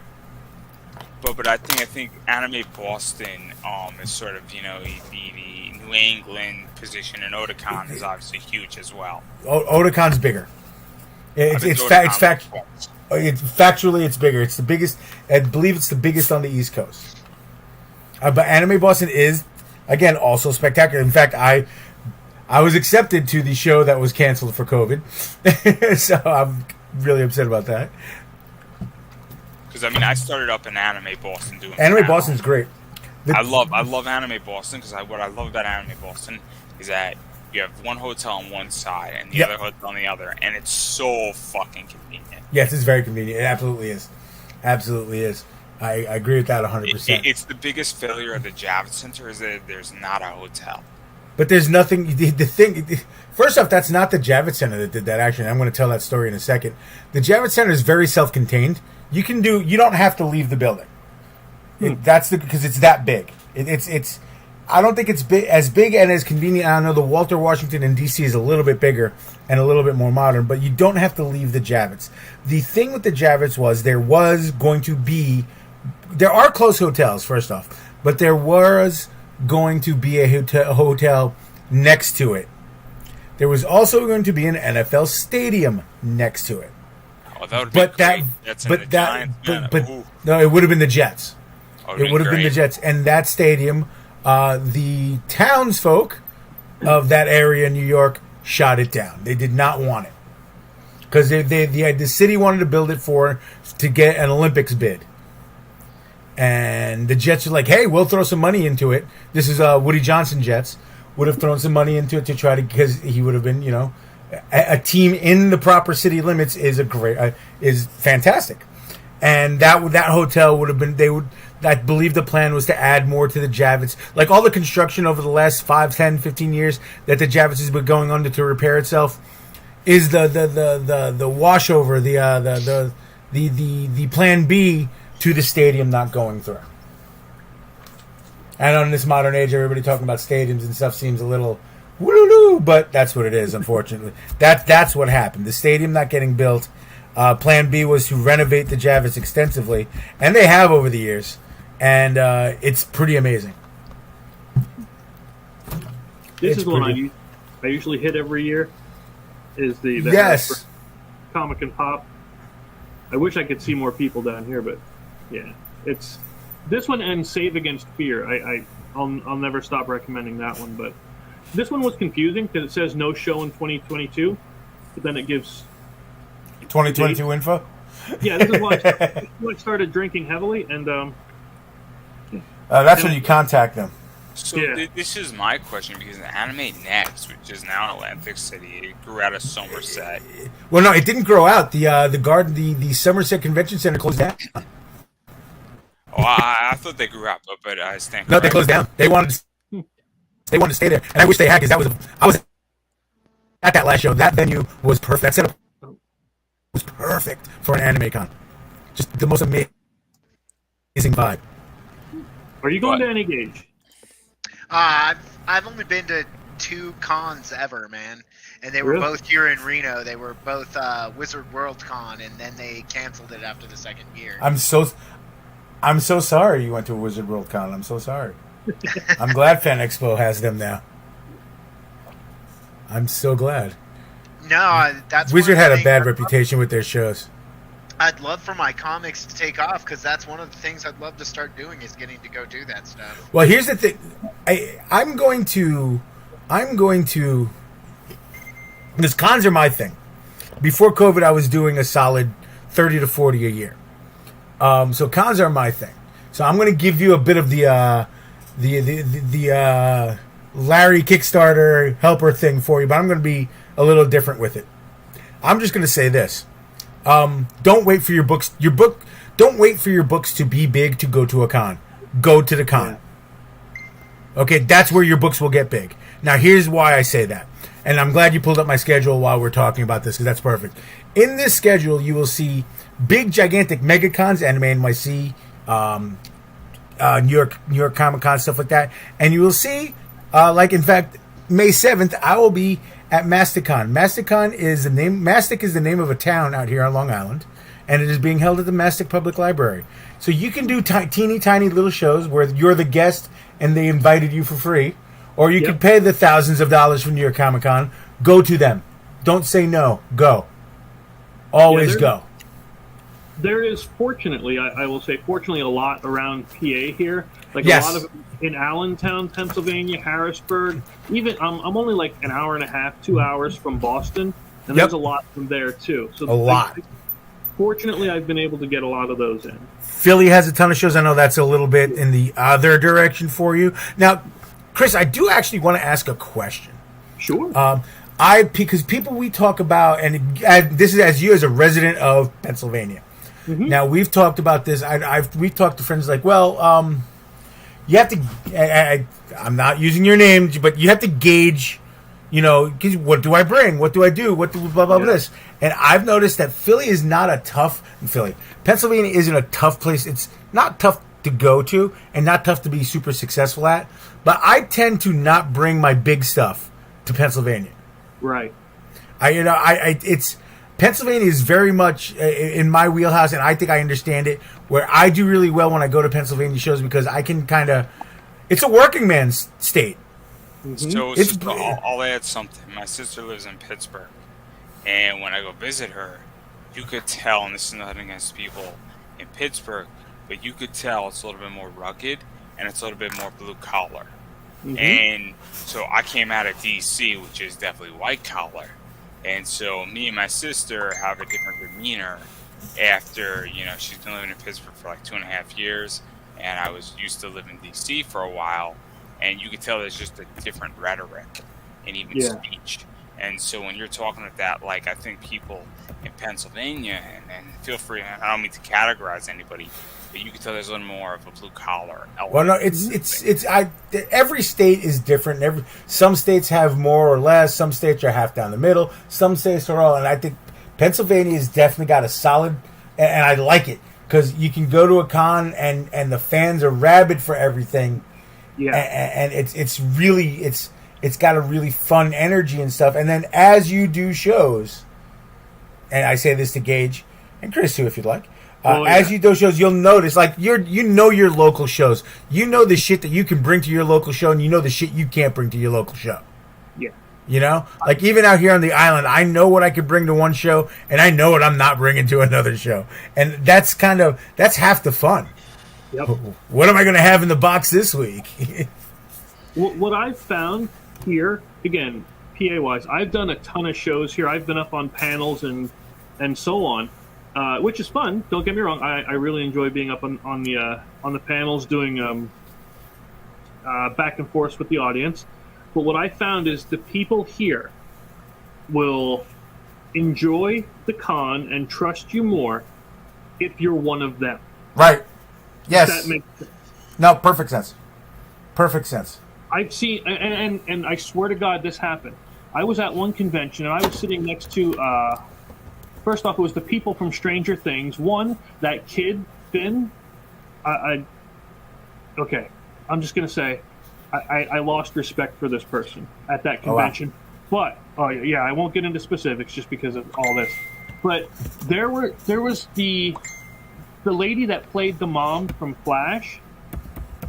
I can't remember her name because I'm terrible with names, but she was walking around. She would sit and talk with anybody, and everybody loved this person. Then you had Ward, the guy from S.H.I.E.L.D. If you tried to talk to him while he was walking around, he would ignore you. Literally, like I was sitting at my booth and he was standing right next to me. Hey, how's it going? It was... looks at you like you're nothing. And the people here will know that, and they won't put up with it. Yep. You have to, Yep. if you're not approachable, if you're not friendly, they're not going to care about who you are. I'll give a real good story. He's still talking, Andrew. She's still talking. And I have tons of people I've met through here doing these shows that have not just become customers, etc., but I talk to them outside of here. Like the one guy, Jim, that I know, I talk to him all the time on Facebook. Real good guy. He's in my comic. He's in the game and everything else. And yeah, they've all just become, treat them like friends, and it'll work a lot better here. But yeah, you can't be closed off. But get out there, meet people, be cool. I love it. So what I was about to say, sorry for interrupting, Chris, is No. I was doing I'm a big proponent of talking about history, and I happened to fall into a weird position where I interviewed Howard Cruz, who was the leader of the gay comics movement back in the 70s. And then I got to interview Trina Robbins, who played a big role in that. And so I'm doing this panel talking about LGBTQ comic creators. And I like to arrive 10 minutes, 15 minutes before my panel. I'm trying to do crowd work, trying to win the crowd over to me, get everybody sort of feeling good before I jump into the panel, and nothing's working. And then I'm like, man, fucking this convention center is fucking huge, and I walk on crutches, and I'm like, god damn it, man, I walk on crutches. I don't know how everybody handles it. And the second I did that, all of a sudden the entire audience, which obviously, you know, people are coming in and they're interested in the topic, and I don't know their sexual orientation per se, but I'm naturally assuming something, and I'm assuming that some of these people are gay, some of these people might be bi, some of these people might be non-binary. You know, I could see when I said, hey, look, I have a disability, they dropped their guard. And it was like, wait a second, this person is revealing something to them. And I said, hey, guys, I don't know how the fuck you guys handle it, but I walk on crutches, man, this place is fucking huge. And all of a sudden, everybody relaxed. And it was very interesting for me, because I think it goes to the point where it's like, wait a second, this person is now coming down to our level and saying a truth, and he's addressing it, and it's like, oh. And I then did my panel. It's one of my best panels I've ever done. So it was just one of those things where it's just like, wait a second, this person has come down off of their pedestal, for lack of a better word. Now, I don't know if I was on a pedestal or not, but this person just got real for a second. And it's very interesting, because when you see it in real time, I'm like, if you connect with somebody and they realize, hey, they're just like me, and they're just talking about a topic, then, you know, it's weird. And so, like, but definitely it's something that I took note of. And it was one of the last panels that I did, and before COVID hit, and it was just super interesting. And I had a blast, and I got away with murder during that panel. So, like, what I really wish we could do, and again, Gage included, please, dear God, do this. I wish we could all get together at one convention and just, even if we don't have the same booth, just to be, you know, there. We've been talking about that, and in the past, there are three that could fit. Well, really, there's 4 towns. We narrowed it down to towns that can probably geographically be easier. Now, Gage, I know you're in Reno. Andrew, I know you're up by me. Chris, you're in Pennsylvania. So we had said, because remember, we do have the 3 in Canada, up in northern Canada, up in the northeast Canada, well, the east America coast of Canada. Junior. Well, that's right. Boston is a good, is travel-wise for them is good, although it's tougher for the Westerner guys. New York, of course, because it is a travel hub, so you can get here. It's a little cost preventative. The other 2 were C2E2, Chicago, because that's another hub for everybody. Everybody can get there. You know, even the Canadian guys can go to Toronto and then get to Chicago, and it's easy for Phil, who's in Indiana and stuff like that. And then the other place was actually by Max, by Kansas City, because it's actually you know a bit of a gateway. Yeah. So we were talking about that. We were talking about those being the possible cities. I mean, for Chicago, it's C2E2. For Kansas City, it's Planet Comic Con. For Boston, it could be a bunch of different things. You know, there's a Fan Expo, Wicked Comic Con, Boston. There's a whole bunch of different things. And for New York, obviously, there's a million different things too. For New York, or even you can count Jersey too, really, because there's a ton of shows in Jersey. So we're trying to figure it out. I think a lot of people, out of us in the group in our little circles, with again, Corona and things like and travel restrictions and things like that, are just trying to figure out, just making sure it's, you know, in everyone's best interest right now. Yeah. To figure it out, but it's going to happen. I think before a whole group happens, you'll get 2 or 3. Like I know, I made the plan not to travel in this calendar year, out of state, maybe Jersey a couple times, just to see how everything is. So I know 2023, I'll be traveling out more. I'm sure I can bump into. I'm sure I can. Honestly, it'll probably be Atrocity Press or Mr. Filion. I'll probably end up at some point. There's a show in Indiana that I've wanted to do for a while, and Planet Comic Con is on my list of shows that I want to go to. That I want to be in Artist Alley. So I think what's going to happen is we're going to get individual sightings. You know, hey, look, it's blah blah blah and blah blah blah at blah blah blah. Although, Chris, I will say that there's a good chance. I was in Pennsylvania probably 4 times a year for shows. Steel City. I missed Harrisburg, Allentown, and then a couple other things, and then stuff in Philadelphia. So, because Philadelphia's 2 hours from me. Oh, yeah, it's about the same for me. It's no secret that me and Phil are going to meet up at some point at some con. I'm sure I'm going to meet you, Chris, at some con as well, because we're all with Gage. Where do you live? I He's live in Nevada. So with Gage, and I don't think this is a secret, it's a little bit harder for me to bump into Chris and Phil. Sorry, and Pete. My bad, man. Sorry. It's okay. 2-piece. I get it. It's been a long night. I get this it. is what happens at Passover. Anyway. I get it. Hey, I got the power to kill the firstborn here. But at some point, me and Pete are going to meet up, and me and Chris are going to meet up just because of proximity. Yeah, location. That's So, factual. yeah. That's What'd factual. be cool is if we accidentally did already. You know what I mean? Well, I've been in a lot of shit, so it's possible. I know. Andrew and I were definitely in the same building for the first Anime NYC, for sure. We were at the first WinterCon, probably. Yeah, probably. I was at WinterCon where Brimstone was at. I was at the first WinterCon. I'm good friends with Brimstone. I love that guy to death. Guy's great. He's fucking fantastic. Gage, I guess we'll see you when I head down to the brothels in Nevada. I'll see. I'll swing by, say hi. He already has a bunny ranch. I'm heading out to New York this upcoming week, but not for the cons. Well, there's nothing. I don't think there's anything out here. This next weekend? Next week? I'm coming out. We'll be flying out Thursday, and I'll be there until Sunday. So that's 23, 22, 21, 22, 23, 21 to 24, if I'm correct with dates. Yeah, there's no shows, but we're going out there to watch Broadway shows and go I'll to some of the museums and art stuff.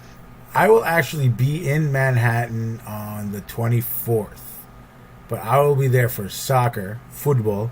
So you want nothing to do. Man. You want nothing. I'm a New York City Football Club guy, so you want nothing to do with me on the 24th. Yeah, you told me that. Yeah, you but, want nothing to do with me on the 24th. Cons are going to be a little bit for me because like my money's going into making comics right now, so travel's kind of all right. Well, again, I'm going to give you another piece of advice. Well, not advice. I'm going to give you something that I was shown by an amazing artist who I consider a friend and a little bit of a mentor. The Ratio. Okay, you have to see. You want to get as much eyes, whatever it is you do, games, art, podcast, whatever, the comic book. Doesn't matter. You obviously want people to see it. Or else you wouldn't be on streams or anything, right? Get the most eyes on your shit. Okay, cool. So you got to factor in, you got to spend some money. Even if you don't make any money, even if you're breaking even or the next one's paying for itself, we all know how that goes. It happens to all of us. So you have to factor in the ratio. Does doing this, with this and this factored into it financially, math, is this worth it for what I'm going to get out of it? Like, okay, I don't go, like, perfect example. Andrew, I'm going to use you as an example. I'm sure you are all, well, you'll see, you are all over Terrificon at the Mohegan Sun. Yeah, I'm looking at it. That's your show probably, right? I'm sure you've been, blah, blah, blah. Now, I'm again, before I say anything else, I know you've been to Mohegan Sun just for shits and giggles, I'm sure. Great casino in Connecticut, yeah? So I haven't because I used to live in DC and this is my first year in Connecticut, but I know of it. But that's you know of it, okay. Yeah, no, that's perfect. Show now. That's perfect. Yeah, it's your local show. But it's a great show. It would behoove me to do it, but it doesn't now, travel-wise, it doesn't really cost me, and it would cost me $50 because I would take the ferry from Long Island, so I wouldn't even have to go. So the money I would spend in bridges and tunnels and gas, I would save and just use the ferry and go over the water. Okay, great. That's great. Plus, I should do that. It's a positive. The negatives, the hotel's expensive. Yeah. The hotel, the casino hotel is really expensive. The price for the table for a 3-day show, it's on par with other 3-day shows, and it's a good show, so they're actually priced competitively. I give them credit for, like, they could definitely, even if they raise their prices a little bit, I would say that they're still priced competitively. Okay, cool. But the hotel becomes, because now do I have to try to find a Motel 6 20 miles down the road? What am I doing? Blah, blah, blah. So I put that all into my ratio, and my ratio tells me it might be better off if I did something local that weekend, which there are sometimes local things, or if I just worked. You know what I mean?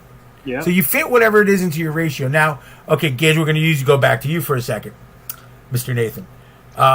You have a book. You're going to have another issue of your book.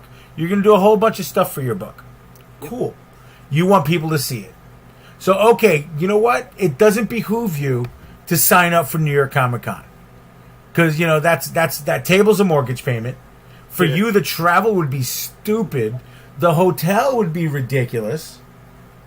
It would be, you would, now, will it get 1 million eyes on your stuff? Yeah, it would, because you'll see your stuff, and you'll sell out of your book there, and it'll be great, and people will see it, and all this stuff. Can you probably break even? Maybe. Can you make some money? Maybe. But you got to factor that into your ratio of, well, how much money can I spend and feel good about it, and feel good about maybe breaking even, as opposed to I could go not do a show and save all that money, or I could do something local, like for Chris. If Chris decided to not go to New York Comic Con, but he does Harrisburg, where he sleeps in his own bed, the ratio is better for him, because sleeping in your own bed is always awesome.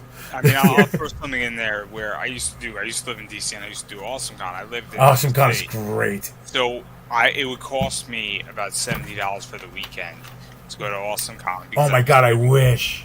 I was sleeping in my own apartment, right? Yeah. And so now, all of a sudden, this becomes a very advantageous convention, because it's a good con. I am in my own area. The ratio, your ratio was awesome.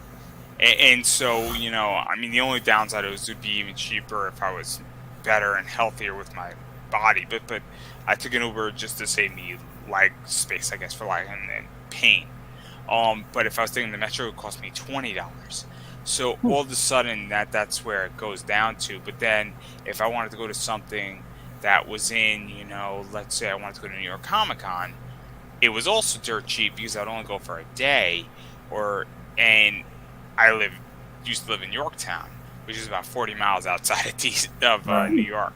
So now my ratio is dirt cheap too, right? Because it's the idea that it would cost me maybe like $140 for the weekend, give or take. Yeah, I knew the math. I knew you'd be down with the math formula for this. So, I knew you would be. So for Terrificon, I might only do 2 days and not all 3 days. So I might save myself a hotel, where I might make a ratio call and say, look, I'll be there Saturday and Sunday. Maybe I won't be there Friday, which is okay as well.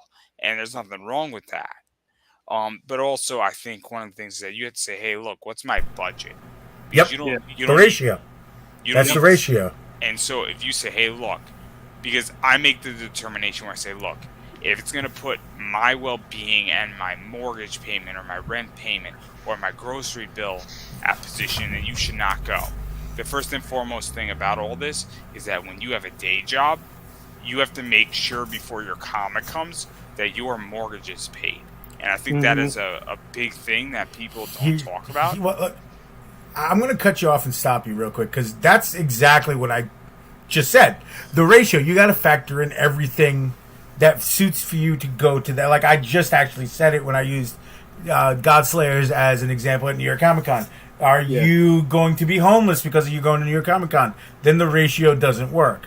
But can you do, a local 2-day show, Saturday, Sunday, 20 minutes from your house? Yeah, if you can get an opportunity to do that, you should, because that'll be cheaper for you, And then you can still get eyes on your book. And to be honest, like you were saying, he could sell out at New York Con, but how many people, because they're so inundated with all of the other people that are there, it's about standing out too, you know what I mean? I would honestly rather do 3 or 4 smaller shows in the area than a larger one, only because you get more variety and you build that community in the local area too. Yes and no. Before Because you- you're right. Get to the bigger one. No, you're right. You're absolutely right. But there's a little bit of addendum to that. The networking you're Yeah. going to do at a big con, you don't do it at a small, tiny. Now, to a degree, you will, but not to the same degree as you can. You know, all these media outlets, all the stuff where you can be seen by people who aren't even at the show. That's true. You know what I mean? Yep. Like the interviews that you're doing, and then if you get your shit out there enough, where somebody goes, "Hey, can we do an interview for you for blah blah blah blah blah?" That have 1.2 million subscribers. Shit, yes, I do. Yes, I want you to interview me. You know, That was something I didn't. part of the honestly- ratio. Yeah, I didn't honestly think of that because when at these larger ones, you're going to have a lot more people that are doing these kinds of streams, live streaming from there, and even if you're in for a couple of minutes as they're walking by, you're still getting this extra exposure with your banners and everything else. Yeah, I that will does give you. I'm going to use a visual aid if I can find it. Come on, you fucker. Where are you? I hardly know her. Yeah, exactly. Hold on. There's a story about. It's not only the people who want to interview you, but the people. Is this it? This is it. Yay! I found it. Hold on. Let's kill. I'm gonna pull a video. 1 year at New York Comic Con. We usually every spot is good, but we had this incredible area that was ours for a while, and we loved it. Booth 1336. We love you, 1336. We miss you, and you other great. It was you're about to see it because I'm going to show you a video. Now there's a video. Adam Savage likes to go to New York Comic Con. We all know Adam Savage from MythBusters, yeah. Mm-hmm. Adam Savage. Why isn't this ad ending? Why is this ad so long? So he likes to dress up in these incredible costumes where nobody knows it's him, with cameras and all sorts of shit in them. And now oh my god, there's 57,000 ads on this video because it's not YouTube, it's something else, and it makes me want to hurt myself. Why did you just end the ad? Oh my god. So anyway, this will be better. No, one time more ads. To shit. Sorry. Hold on. Let me go find this on YouTube. I should never have not gone to YouTube. I should never have not gone to YouTube. I apologize. No. Well, while you're looking for that one, again, I want to show you something. See, please. There is this game here that's been out for 10 years. The DC deck building game, right? And okay. The thing is, when I first got this game, I got the original, the starter box and all that. It never felt like, because you can play as Superman, Batman, Wonder Woman, etc., but it never felt as if you were playing a hero. Okay, because you could add villains to your deck like the Joker and so on, and they would fight alongside you. And I'm like, this just doesn't feel right. Plus, you're fighting the other heroes, and it never sat well with me, right? Right. So what I did instead, well, when they brought this one out, if I can actually get it in here, is the Rebirth box. Now, the Rebirth box actually introduces locations, and you are working together to beat all the different villains before they destroy the locations and stuff. And it's cool. This is the one I enjoy, okay? Because we were talking about customer service, and that's why I wanted to bring this up. I asked them, the Cryptozoic people, I said, hey guys, are you going to be making the new set, the updated, like Rebirth, so that we actually feel like we're being superheroes? They've deleted my comments every time I've asked that question. That's scummy. Yeah, and the irony of them, being fans first, as they list here, it really, that's the kind of thing that turned me off from them instantly, because I was willing to support. I was willing to be one of these 2,300 backers, which, again, I'm sure that people enjoy it or are just buying it for the DC name, whatever, I don't care. I was looking for a specific game type that they'd already built, already put out, and it wasn't so much that they didn't answer; it's that they deleted it and treated it like it was just crap. Like I'm not worth a simple answer. So I mean, again, it goes back to what you were saying about being fan friendly. That's something that's real big for me.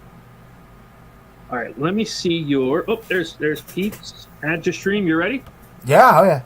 Okay, So we're talking about visibility and free visibility, and this is an example of free visibility. But at a big I don't know if he would ever go to let's just New Hampshire, the local New Hampshire Gymnasium Con. I don't know if Adam Savage would ever do this there, but at this New York Comic Con, he dressed up as Miyazaki's My Hero Totoro, My Neighbor Totoro, excuse me. And he walked around New York Comic Con. Now, remember, just a piece of information. My studio's name is Fat Guy Inc. Pay attention to the screen. I don't know if you can be able to hear it. Probably not. There we go. There he is. There you go. There it is. But wait, it gets so much better. Do you know why he turned around? Because my loud ass said, "Hey, Totoro, how you doing?" And he turned around, so I'll just let it play.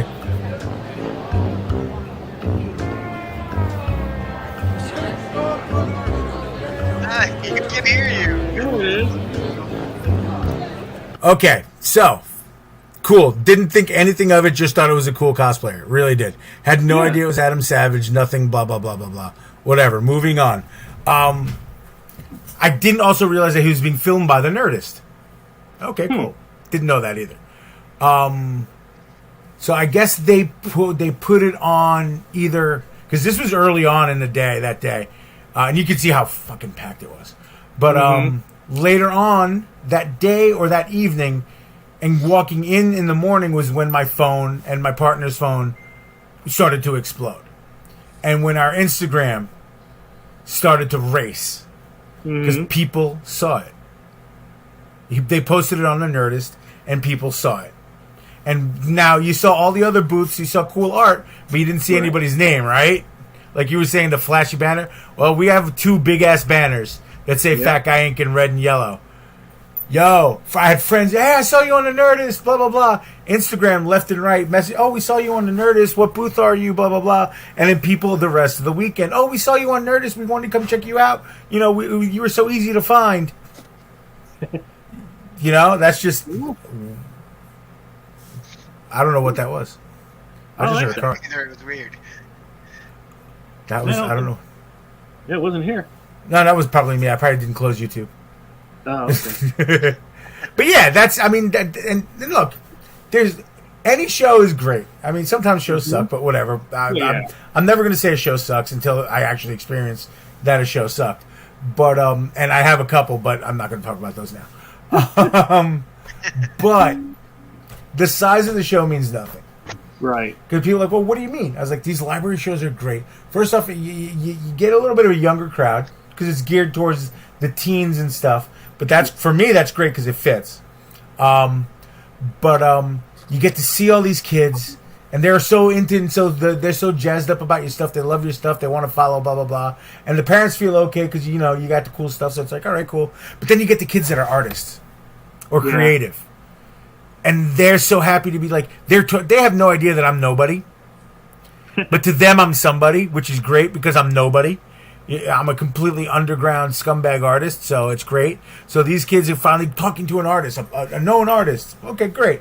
So now I'm talking to them and having a great time and talking about their drawing and what advice do you have and blah, blah, this and blah, blah, that. I'm like, keep drawing, always draw, this, that, the other thing. It's great. Okay, great. That's amazing. There's no better feel. Like if I make $2 that day, it's the greatest $2 ever because I got to talk to 6 kids about their art. And a lot of the time I get to talk to those parents. Now out of those 6 kids, 5 groups of those parents go to me. Usually go to me. It's like, I have no idea what they're doing. I just want to support it as best I can, but I don't know how. Okay, cool. Well, here's my card. Here's my number. Now you have somebody that can help you with know-how.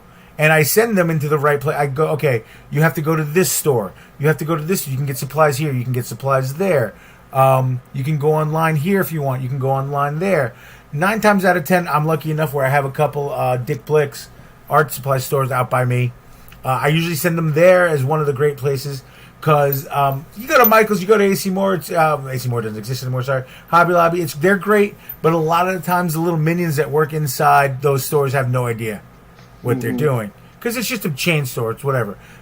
Every little dirty, filthy, scrubby minion that works at Dick Blick's. First off, they're all amazing. I love you guys to death, and they're all artists.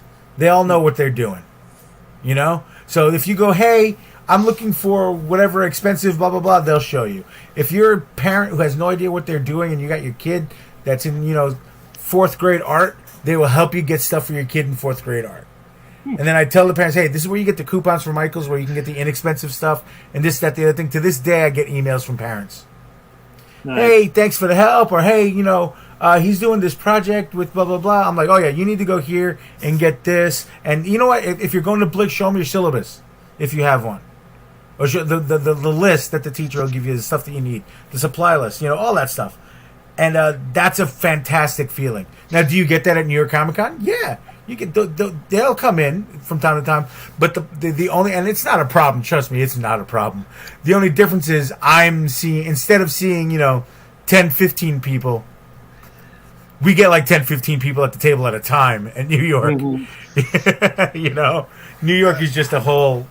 The story is this one. It's a very quick one. Our second table spot that we ever had. We had our first spot for a couple years, then they moved us. We had a 10 by 10 inline booth, and we were super happy with it because it was space. We were across a few booths down from a buddy of mine, Jay Atramester. Some of you may have met him. My MO usually for a show, especially a big one, is show starts at the VIPs get in at 9, so I want to get behind the table and I want to start drawing at 8:30, so I'm already off and running. Yep. 9, you can hear, your water starts shaking. You can feel the nerd herd like in Jurassic Park coming through, and here they come. All right, cool. At one point Thursday, and you're moving. Thursday used to be the quiet day in New York, but now it opens early. So it used to open at 3. Now it opens at 10. It's super busy, and I didn't realize how busy it was. About 5 o'clock, our show floor closes at 7. At 5 o'clock, 5:30. I finally got up. My buddy Danny, who was basically interning, helping us out. We had a couple of people helping us out. He comes through and he taps me. He's like, bro, do you want to go to the bathroom or something? I'm like, yeah, it's a great idea. What is it? Like 1 o'clock? He goes, bro, it's 5:30. You guys haven't gotten up since you sat down at 8:30. I'm like, no shit. Wow. Like, I gotta pee. It's just...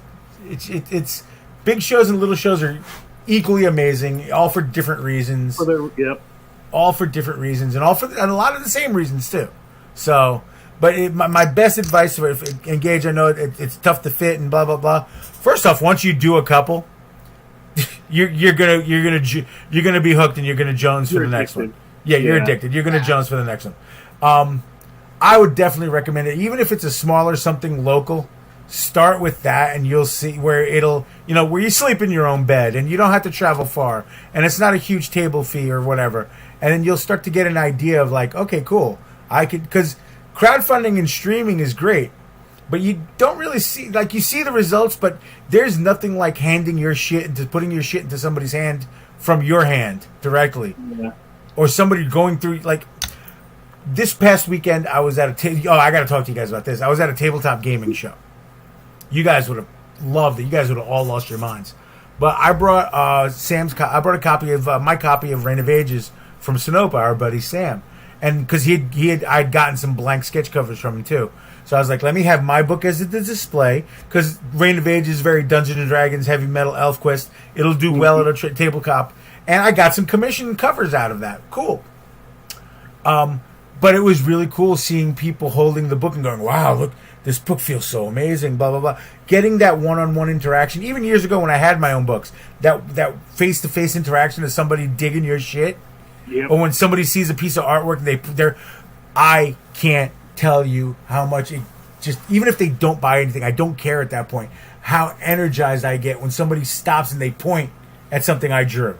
Because I'm going to tell you, I hate everything I draw, and I definitely think that I'm a shitty. I definitely think that I'm a terrible artist, and then I'm going nowhere fast. But to see when somebody goes, "Oh my god, that's great," I'm like, "Okay, cool, all right." Maybe I don't suck as much as I think I do. Yeah. And on that positive note, it's about 1 a.m. here. We've been on for almost 4 hours. Sick. It flies by. But I've enjoyed it, and I think we're going to have to close it off, unfortunately. Are you Damn drawing it. Sunday, Pete? Huh? Are you drawing Sunday? Sunday, we told everybody, Sunday is canceled. Okay. My birthday is now. Nice. And Sunday, I'm going, and Easter Sunday, I will be at football. Plus, I figured because it was Easter Sunday, Okay. 30 So years young? 30 years young? I wish. I am 48. Me too. Yeah, congratulations. Thanks. I'm shocked I've made it this far. Literally, I'm shocked I made it this far, but whatever. We'll figure it out.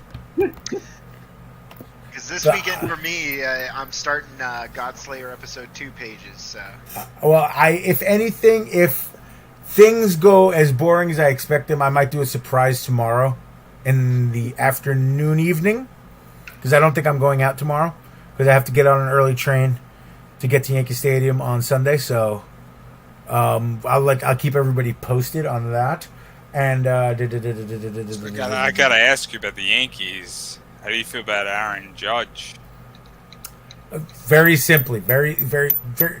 Yankees made the best offer they could for a guy because they don't sign rookies because you don't do that, and you don't sign too many old men. So they made the best, most competitive offer they could, and he's decided that he wants to try free agency and get more than he can. And frankly, you can't blame a guy for thinking not only about right now, how much money can I get now, but thinking about how much money can I, because those baseball contracts are guaranteed, kids. So he's thinking to himself, you know what, this could be my grandkids' college.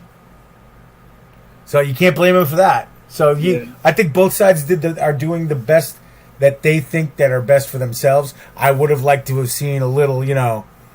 Like to have seen a happy ending. No, I would have liked to seen a little loyalty on the guy's part, to be completely honest with you. But I'm an old school. Yeah, I mean, you can't really. I'm a terrible person to ask that because my favorite Yankee is Thurman Munson, and I've seen him play.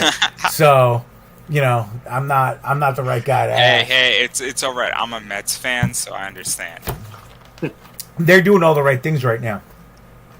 Yeah, I agree. I forget on the field. I've been saying since Citi Field opened, this is a great ballpark, but I don't know who plays here.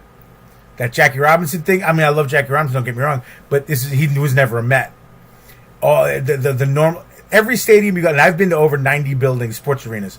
You know whose house it is. You had no idea who Citi Field belonged to until this year. That statue of Tom Seaver is way overdue, and I'm so happy that it's there. I'm just sad that he didn't get to see it. Yeah, I agree. I think that it should have been done during his lifetime, and I think that day one. I mean, Tom Seaver was a Met, and honestly, he's the greatest Met. He's the greatest Met, and I'm sorry, guys, and to all Met fans, but I'm going to say it next year: the Piazza statue. I don't disagree. I mean, I thought the Piazza thing with him was underplayed tremendously, and I think it should have been overplayed. And because I know Chris is trying to go, I already got the pose for the swing, and you can't disagree with it. The 9/11 home run, that's the swing. That's the pose for the swing. That home run he hit right after 9/11. That's the swing. You put that, make it in bronze, put it up there. That should be it. Fucking Mike Piazza. Guy hit 5 trillion home runs swinging from the waist up. Bastard. That's what I was going to ask. Where can we find everybody next all week? And I want to make sure that everybody gets shown. Hold on, my computer's being stupid. No, what the? I hate. What about you, Andrew? We'll start there. Where are we going to find you? I don't want to be outdone by Pete. This is what's so bad. So finally, Pete's thing is working. So I'll let Pete go first. So I can't be outdone. All right. Well, thank you, ladies and gentlemen. My name is Pete. I'm an artist. I'm a freelance artist. I do all sorts of fun stuff. Obviously, I'll be at a show near you, and next year I'll be all over the country. You're going to let me loose on the country again, so watch out. I don't think I'm allowed still in Canada yet, though. I don't know. I have to check into that. Long story there. That's for another stream. Anyway, if you need to find me and check out my stuff, Twitch, Instagram, Facebook, all of them are at Pete11717, PEAT11717, or you can email me. The email's right down there. I do stream Sundays at 9 p.m. on Twitch, live drawing. Usually have some of the buddies in to hang out and do stuff. Although this Sunday we won't be doing it because, as I said, I am celebrating my name day, and I'll be hammered at soccer on Sunday, and it's Easter, so you should probably be with your family if you're not, a degenerate like me and getting drunk at a soccer game. Anyway, but if you need anything, a commission, a portrait, a painting, whatever, check me out. I got you covered. I'm your guy. Commission list is always open, eternally. I might be behind, but the commission list is open. Come and find me. Excellent. Now, sweet. I'm full screen. So my name is Andrew Davis. I am also known as Pop Anime Comics. I can be found on Pop Anime Comics on Facebook, Pop Anime Comics on Twitter.